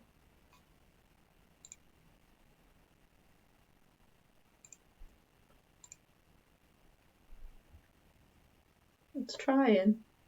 Doesn't really. So, there we go. Charlotte was saying she was wondering about Inkscape. It's apparently had a major update and supposed to be a lot easier to use. That would be good. Maybe you want to look at. I can look into it. I've never used it. I've always just used Illustrator, and then when I was looking for alternatives, I liked that this one was browser based, so I didn't have to download anything. And so far, to be honest, I've been quite impressed with Vectr. Good. You know, there's a lot that you can do with it. I think its pen and pencil tools are probably not as nice as, Illustrator and probably Inkscape, but they're a bit less daunting, to be honest. And there's a few things that this doesn't have, of course, but for a free browser-based you know, thing. It's pretty Well, good. it's an alternative, isn't it? And Yeah. It's cost now, so. So I've brought that mountain in. Hopefully you've managed to do the same. But all of the little bits have come separately, and I don't want that. And to make sure that they're all together, I'm gonna switch off that text layer, and I'm gonna lock it, and also lock the ellipse, just to make sure I don't add those into the selection. I'm gonna drag a box around everything. I've just got the mountain. I'm gonna press Control and G. And hopefully it's grouped it all together. It has. Okay, great. So I'm going to just move that up. I'm going to resize it. Remember to press shift. Good old shifting from a corner. Oh yeah. And I'm going to rotate that as well, just so it follows a similar sort of line to our text. And I'm going to switch the text back on to make sure that we can get that to fit in the right sort of place. Switch that on. There we go. So the mountain's too big, so I'm going to just change the size. Just get it so it fits nice. And you might feel like you want to move the text down a bit as well. A lot of this is just about playing with the different elements that you've got, trying to make them fit together. It's kind of just like a jigsaw puzzle, really, and make sure that they're not touching each other too much. But to me, those letters should fit nicely into some of the empty shapes. So see if we can do that. And it's starting to get a little bit slow. Here we go. I'm surprised it's lasted this long after last week's shenanigans. Yeah, there was. You don't want to tempt fate, so just keep on rolling, keep on trucking. I've just like touched the desk many times. Touch wood. Hopefully he'll be okay. I'm just gonna move it around until I'm happy with where the elements kind of sit together. And take your time with this. It's okay. Okay. Something like that's okay. Maybe a little bit high up, or maybe a little bit big. Come on. It's being very fussy now.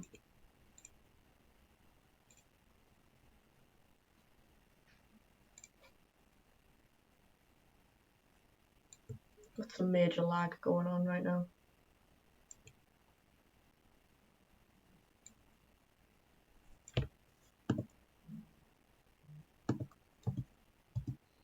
It'll always do that because now you've said it. You mentioned it and now it'll start lagging. I know, it's very rude.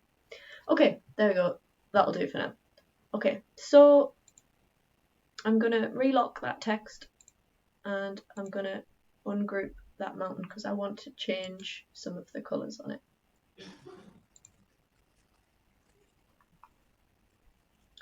So this bit I want to change, so just select a little bit of the mountain and I'm going to make that white. But I also want it to be at the front, so I'm going to make sure it's at the front by going on send to front, hopefully, and it doesn't like it, so I'm just going to drag it up with the layers.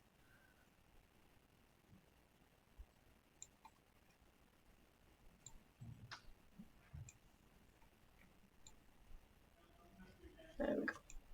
So that's on top of the kind of raise now. I'm going to rename that one as well so that I know which one it is.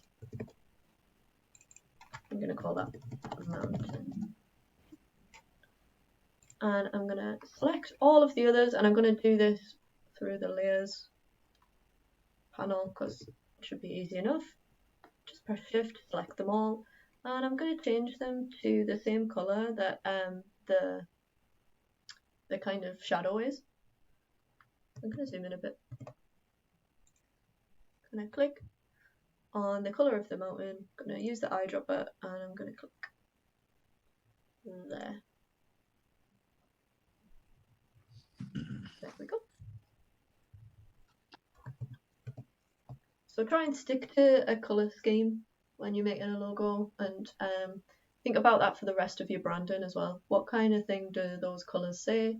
And can you use them together? Do they look okay together? Have you got a lot of scope that you can kind of play with? And make sure you don't use too many colours as well, you know, because it can look a bit messy. So Charlotte's asking how you reopen your work once you've like saved it. Yeah. I think if you hang on, I'm gonna try and open another tab and see if that helps, because I think it might. I'm gonna open a new tab, go to Vectr. So, to be fair, on the bottom when you log in, it says this is a temporary file. Sign up or log in to save your work. So hang on, if I make an account.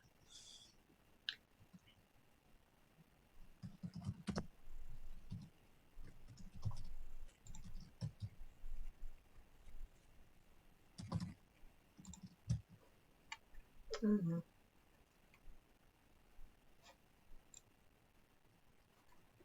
It did it a little bit. As far as I know, there's just a way to do it. I think I might already have an account actually.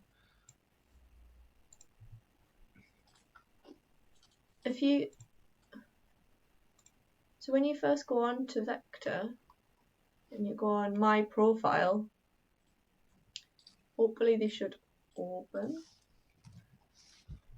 Yeah, they are. I don't know if you can see on my screen, but So you click on My Profile, don't you? And then it's all your yeah. recent work should be there.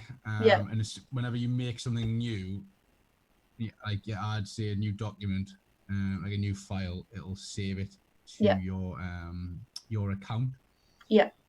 The other way that you can do it is you can upload your image, and if you've got an SVG file, you can place it. Even if you didn't want to make an account, you could download your temporary one as an SVG and then just re-upload it and start working on it again. Yeah, I believe that works. I haven't done it that way, but I think that works, because when I've just brought in that SVG as well, all of the bits were separate in the first place, if you know what I mean. And all of the little vectors were separate. Yeah, so you should have all of your bits separate, so that should work. If it doesn't though, let us know and we'll look into it. Okay, so where was it? Right, I'm going to group all of those little ray things together. Control G. And I'm going to call those rays. And I'm going to lock them. And I'm going to unlock my text, because I can see a little bit where that shadow hasn't got to, and I think it's because the text box isn't big enough. But I don't know. There we go. Yeah. So just make sure that your text box is around the whole of your text. Otherwise you'll get little bits of the shadow that are kind of cut off and stuff, which we don't want. Okay, so the next bits that I'm going to add, we're quite lucky in Vectr. We've got some pre-made shapes for us, like this lovely star shape. Just to add to that American feel, I think stars often are associated with American things, with them being on like the American flag and stuff like that, stars and stripes, etc. Old stars, Star Spangled Banner. Oh yes. So if we just add a couple of those, just as another kind of design element and to add to the sort of American feel. So I'm gonna press Shift so that we get like a regular star shape rather than like something stretched and horrible. We don't want them too big. I'm going to make sure that they are black. And I'm just going to rotate them so that they're sort of similar angle to the text.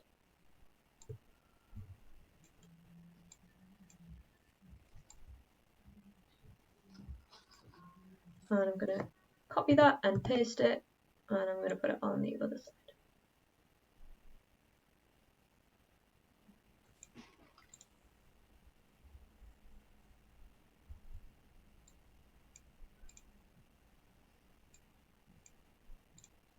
Something like that. And just for extra vintage feel and for a little bit of a tagline, I'm going to add some more text under here. And what did I add before? Was it cool, refreshing taste or something? I can't even remember. It was cool, crisp, and refreshing. That's the one. You know, maybe the tagline's just not memorable enough. I need to work on it. Yeah, you got some work to do. I think it's too generic. Yeah. I mean, can you think of something better? If so, I'll add it right now. Don't know. It's Monday morning. I haven't got a clue. I know. Cool, crisp, and refreshing it is. We'll have to get back to our design team on that one, I think. Our marketing team. The marketing team need to kick in the backside. Yep, it's just not cutting it. Okay, and I'm gonna find a different text because I want it to feel a little bit separate from the sort of the name of the brand. I can't remember what font I used before. I'm just gonna pick a random one. Oh, it might have been that one. And I'm gonna use the same colour again that I used for the shadow. Just because it's good to use the same colour scheme. There we go.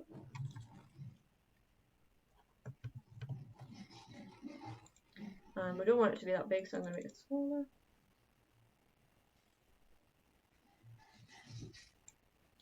And I don't like the and, so I'm going to change that to one of those symbols that I don't know the name of. But the ampersand.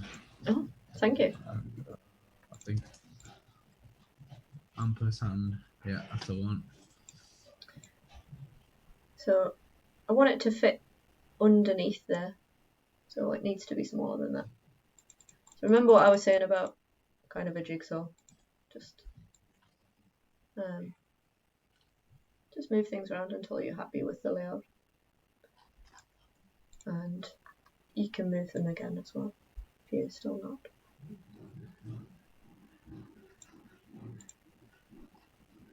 That'll do for now. And I'm going to make sure that text box isn't like stretching over everything, because it'll be annoying later if I want to move things, if I'm just accidentally grabbing basically an empty text box. So I'm going to add another text layer, and I'm going to put like the date it was established, because I don't know, it just, when brands do that, it kind of makes it feel like, I don't know, that they should be well respected. More established. Yeah. You know, so, and adds to that. Sometimes they make a point of them being new as well by putting it on. Yes, that's true.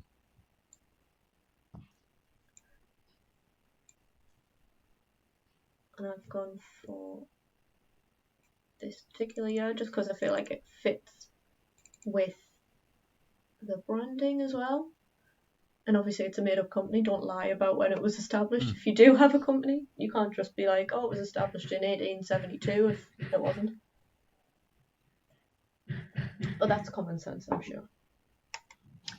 And I'm going to see if another font would fit as well. And I just want something really, really plain.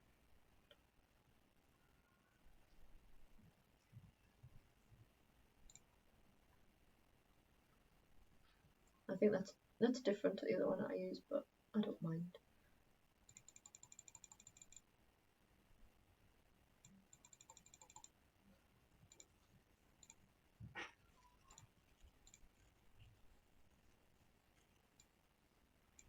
And your colour choices here are important as well. So the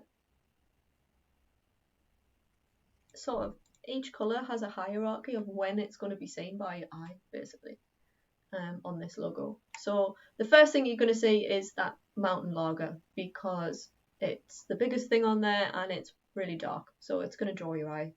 And then you're probably going to notice the white things, because they're just a little bit bolder than that sort of, I don't know, that goldy colour. But they're kind of almost like footnotes anyway. Like, is it more important that it was to tell the, I don't know, The name of it, yeah, I think so. the name, and then probably when it was established, and also the graphic that fits with it being a mountain, if you know what I mean. The cool, crisp, and refreshing bit is the least important text, I would say. So don't make that the white bit and the bit that would draw the eye when it's not as important, if you know what I mean.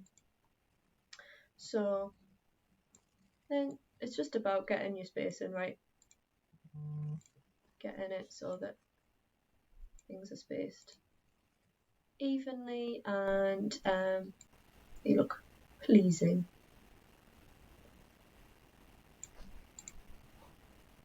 I feel like I need to compare with the other one all the time. But what you could do as well, you could get like different versions as well, right? Oh yeah, it's definitely worth trying different things with your logo for one. Just save them all. Don't just delete it. Oh yeah, definitely. And you know, it's good to compare them with each other once you've kind of finished them. And as well, a lot of companies have slightly different versions of their logos. Like, for example, Media Savvy, we don't use our full Media Savvy logo all the time. For example, the icon should be in the bottom left of your screen right now, rather than our full Media Savvy empowered through creativity, because it doesn't make sense to have all of that there, because it's just not going to be readable. So where it's going to go as well, like you say. Is it in a row with a bunch of other logos, or is it the main, like, say it's on a leaflet like the prospectus that I don't have to hand, but that's right in the middle, so that's got most of the like draws your eye straight away, so you want that information on there. I can't actually see it. There is a copy of it somewhere. Oh, there, hang on.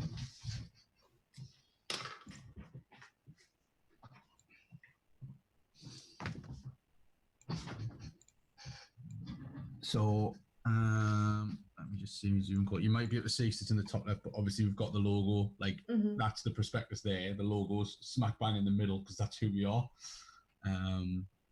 It might be reversed on your screen, but yeah. Yes, it was.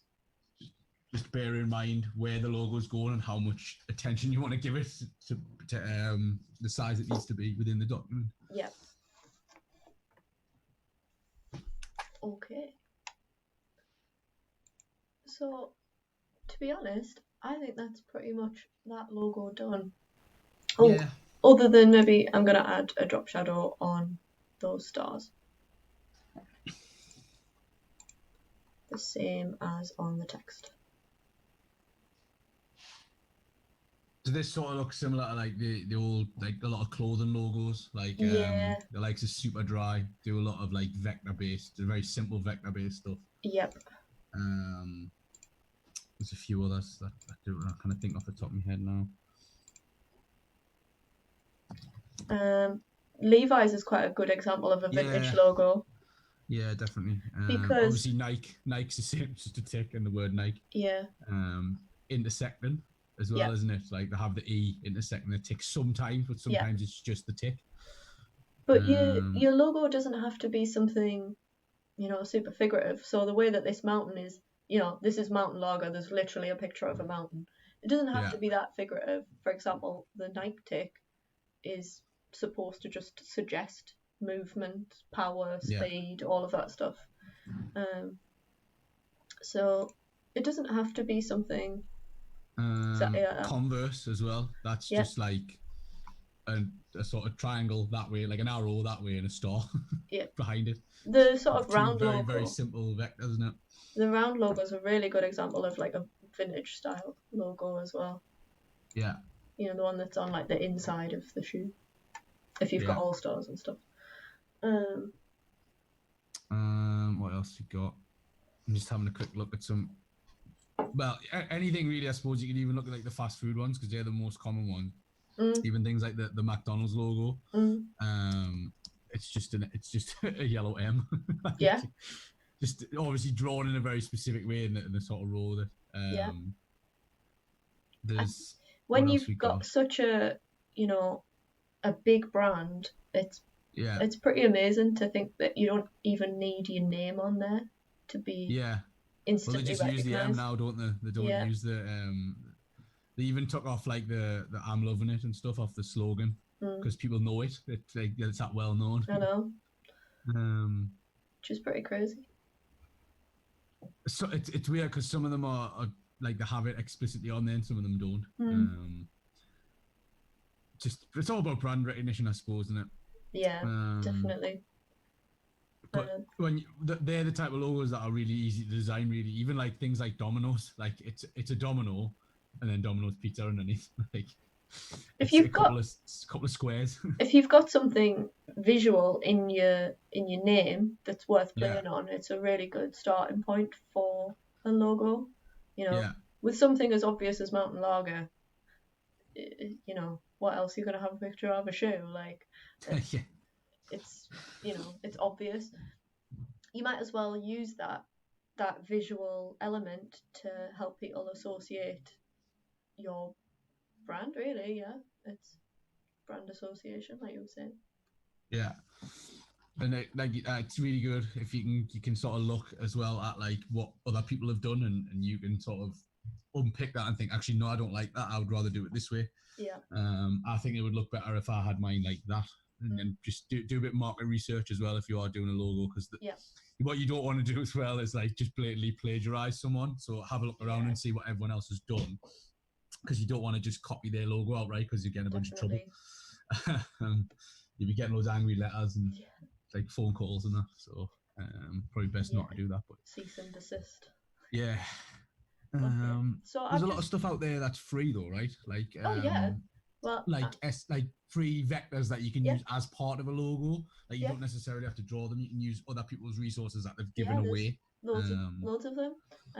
This mountain is one of them. Yeah. So that was like a Creative Commons. Yeah. Mountain. Somebody had created it and just said you can use it. But be really careful because some of them are just for personal use. Yeah. Rather than you commercial. want ones that are it'll explicitly state whether you can use it for commercial purposes and whether you need to attribute them or not. It's the same if you're putting it in anything. If you're making like a flyer for someone, or you're making like a little animation or whatever, it'll tell you very explicitly whether you can use it for commercial purposes and whether you need to attribute them to basically say, look, this person designed that element of it. Definitely. So just be very, very careful.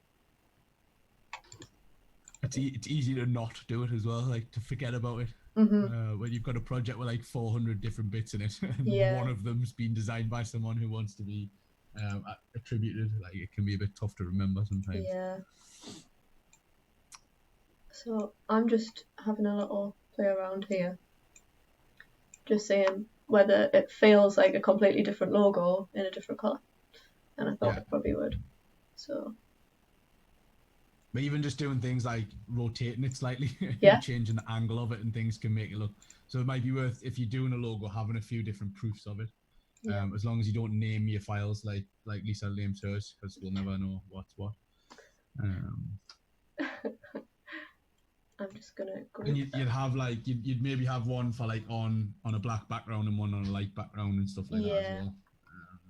Worth bearing in mind. If you do a logo with a really dark background to it, like the circle was really dark, and you put it on the same color background, you're not going to see it. Or it's going to be really horrible to look at. Like it's going to give you a bit of a headache trying to like your brain tries to work out the difference between the two colors and just it's not great. I'm trying to think of like an example. Brewdog do that too, don't they? With their logo's fairly consistent, I suppose. Actually, they've just had a really big rebrand recently. I actually preferred it before. I don't think I've seen the new logo. I'm gonna have to have a quick look. Well, a lot of their cans and stuff look different now. Right. But I preferred it before. Right, I see. Yeah. I think that it felt, I don't know, now it feels I've less. seen It feels less punk, really. You know, the whole thing that they were going for is that they've it was gone like more craft, haven't they? Just more craft beer. yeah, like it seems very sleek for them, if you know what I mean. Yeah. So But they'd used like their logo was just that black sort of shield, wasn't it? With a yeah, dog in it. And it was transparent so that whatever the colour of the can Yeah. was underneath, it would come through. So that's a really good way to do it, as well as try and use like your transparency as well. yeah, So definitely. they've done what you did with the cloud, where they've cut the shape out of it. Yeah. Which is really cool. So Very creative as well. on this one, you might, I don't know, maybe You could have the mountain be the Yeah. cutout, couldn't you? yeah, something like that. I'm making it really complicated now, but it's just I'm trying to think of different ideas. Yeah. I'm just changing the colour just so that you can see what difference like the colour of the logo makes to yeah, the well, overall massively. feel. You know. So let's have. And I don't know about you, but I always find when you change the color of the background, then it sort of throws like the little accent colors off. So you know, Yeah. you've still got the orange like lines on the mountain now. It looks a Yeah. little bit weird. So yeah, then you have to change that, and then you end up spending like half an hour on like something that probably doesn't even really matter. Yeah.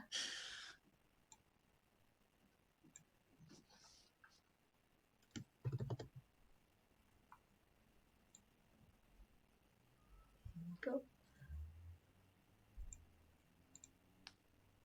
So to me, these all feel like totally different. Yeah. Well, they all look completely different. It's Even though it's just one thing that's changed.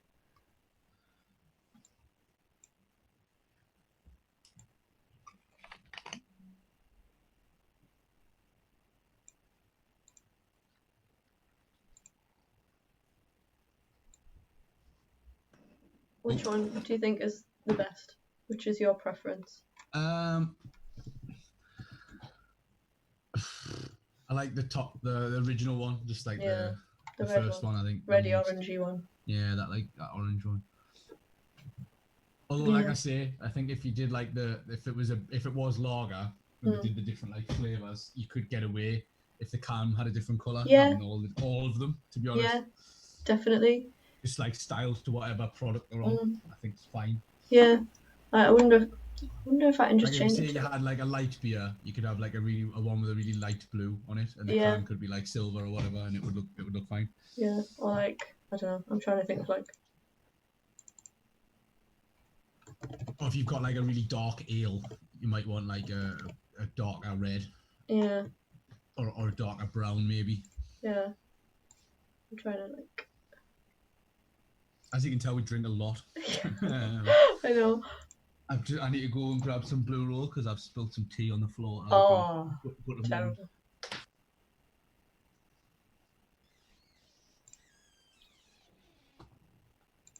So like Hithem was saying, if it was a different style of drink, you could change the colour and everything else might stay the same, so you've still got that brand recognition on there. So I don't know, maybe this one might be Mountain Ale, perhaps. I'm gonna just ungroup that. I just right clicked on it to ungroup it. If you double click on it, you can change the text and it should add your shadow back on there.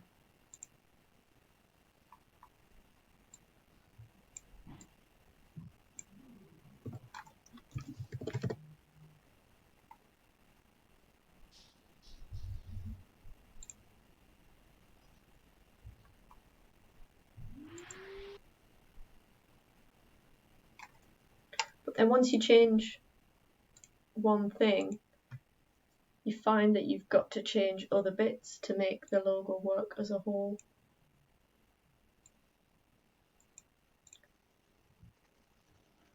So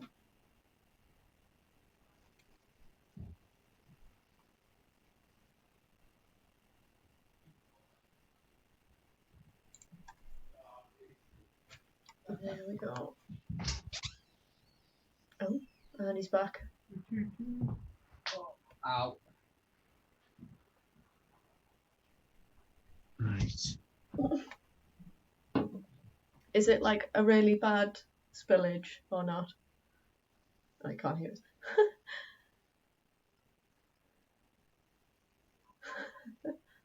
Is it a terrible spillage or not? No, it was just the dregs, but it sort of just went everywhere. Oh, the worst. That's fine. Sorted. It's cold today though. Like I'm real cold.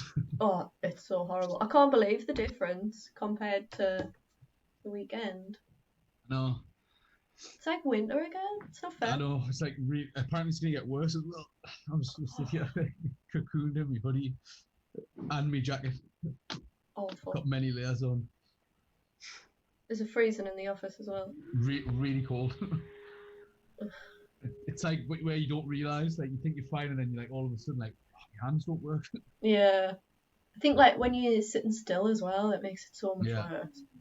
Obviously, I was working so hard at the first part of this stream, I didn't realise because I was creating like the greatest cityscape you'd ever seen. I know, right? All of a sudden, I was like, oh, I'm not doing any work now. So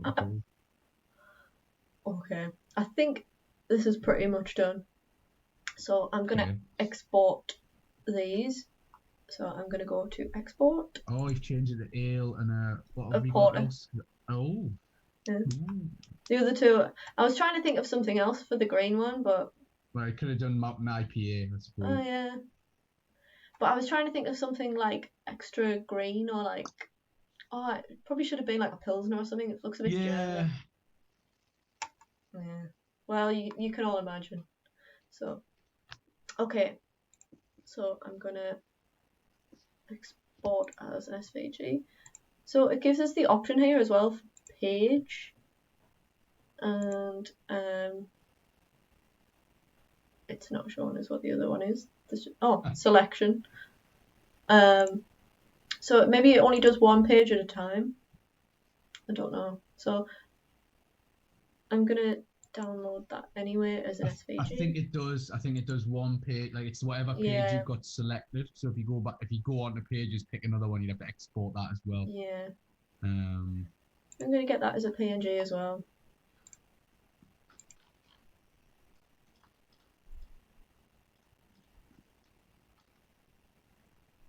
And I'm gonna close that. And I'm gonna go back to the other page because I want the other one. So export, page, SVG, download, and also a PNG, download. Okay, I think that is everything. So we are slightly early, so maybe. Yeah, I think you've got.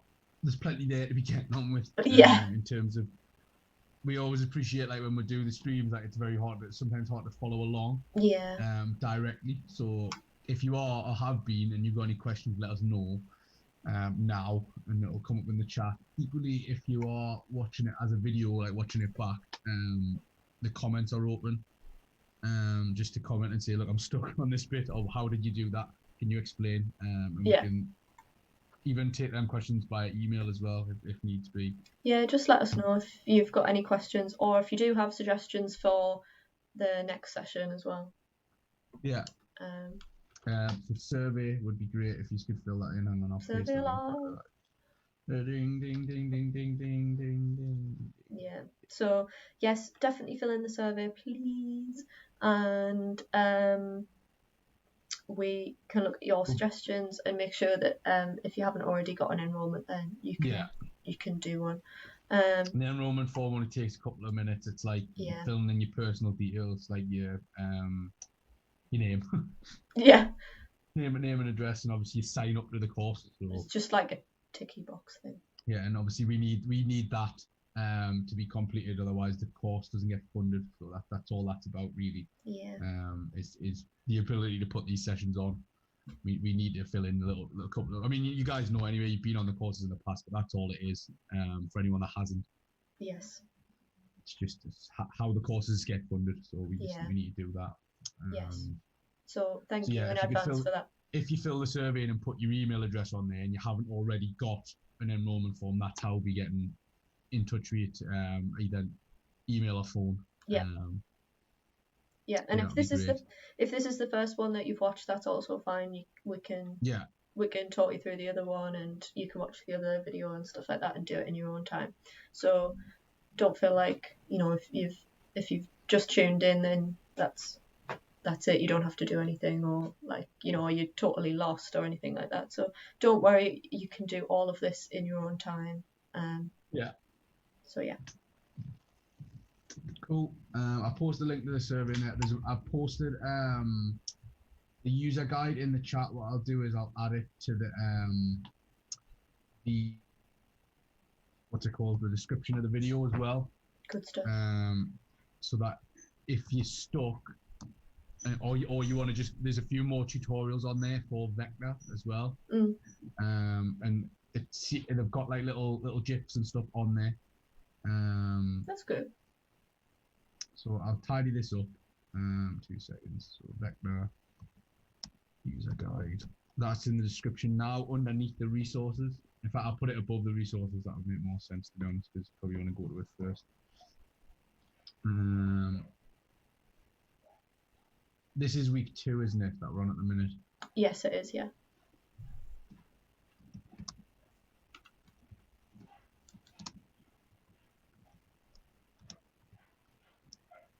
So I'll put the link in there to actual Vectr as well. So I'll put we're looking at the following, and then it's vectr.com. There's the Vectr user guide, and then the resources underneath that, as well as the survey link if you guys are watching back. So that's in the description now. Like we said, we'll keep saying it till we run out of oxygen probably. Just get in touch if you've got any questions. If you've made any work as well, if you've done anything, if you make a logo or your little city or village like you've done as well. Yeah, definitely. Yeah, we'd love to see those. So yeah, remember, if you're sharing them yourself, hashtag We Are Media Savvy. If you want to just send them to us, we can feature them on probably next week's stream. Yeah. We've got David on later, who's been doing a bunch of work at home as well. So we're going to probably showcase some of that and all. Good stuff. On Staying Connected, which is 4 till 5 today. So that'll be me and him. And then we've got quite a packed schedule actually this week, haven't we? I don't know if I've got access to this document. It's on our social media as well. Yeah, so just so, check that out. It should be pinned to the top on both our Facebook and Twitter. So. Yeah. We've got, so tomorrow's like a back-to-back Mel day where she's doing pre-employability and Fit Body, Fit Mind. And then on Wednesday, we've got Healthy Eating on a Budget and Staying Connected again. Got virtual wellbeing on Thursday, and then Daniel's got a video editing on Friday as well. And then there's a Staying Connected on there as well on that day as well. So we've got quite a busy week coming up stream-wise. So like I say at the end of every video, do your likes and subscribes and ring the bell and stuff, and you'll get a notification when we go live. As well as you'll be able to see when we've got an upcoming live stream as well. Yes. So yeah, all that sort of stuff helps us as well, because you get a gauge of how well the videos are being watched and stuff. Yeah. We can find out which ones you like the best and do more of those. So yeah, cool. Leave us as much feedback as you can. I think we'll call it there. Yes, I think so. Okay, thanks for coming today, guys. Like I say, hopefully you've got something out of that, and let us know what you've made, because we'll be interested to see. Yeah, definitely. Thanks for joining us. Right, I'll see you guys this afternoon. Okay, bye. Bye.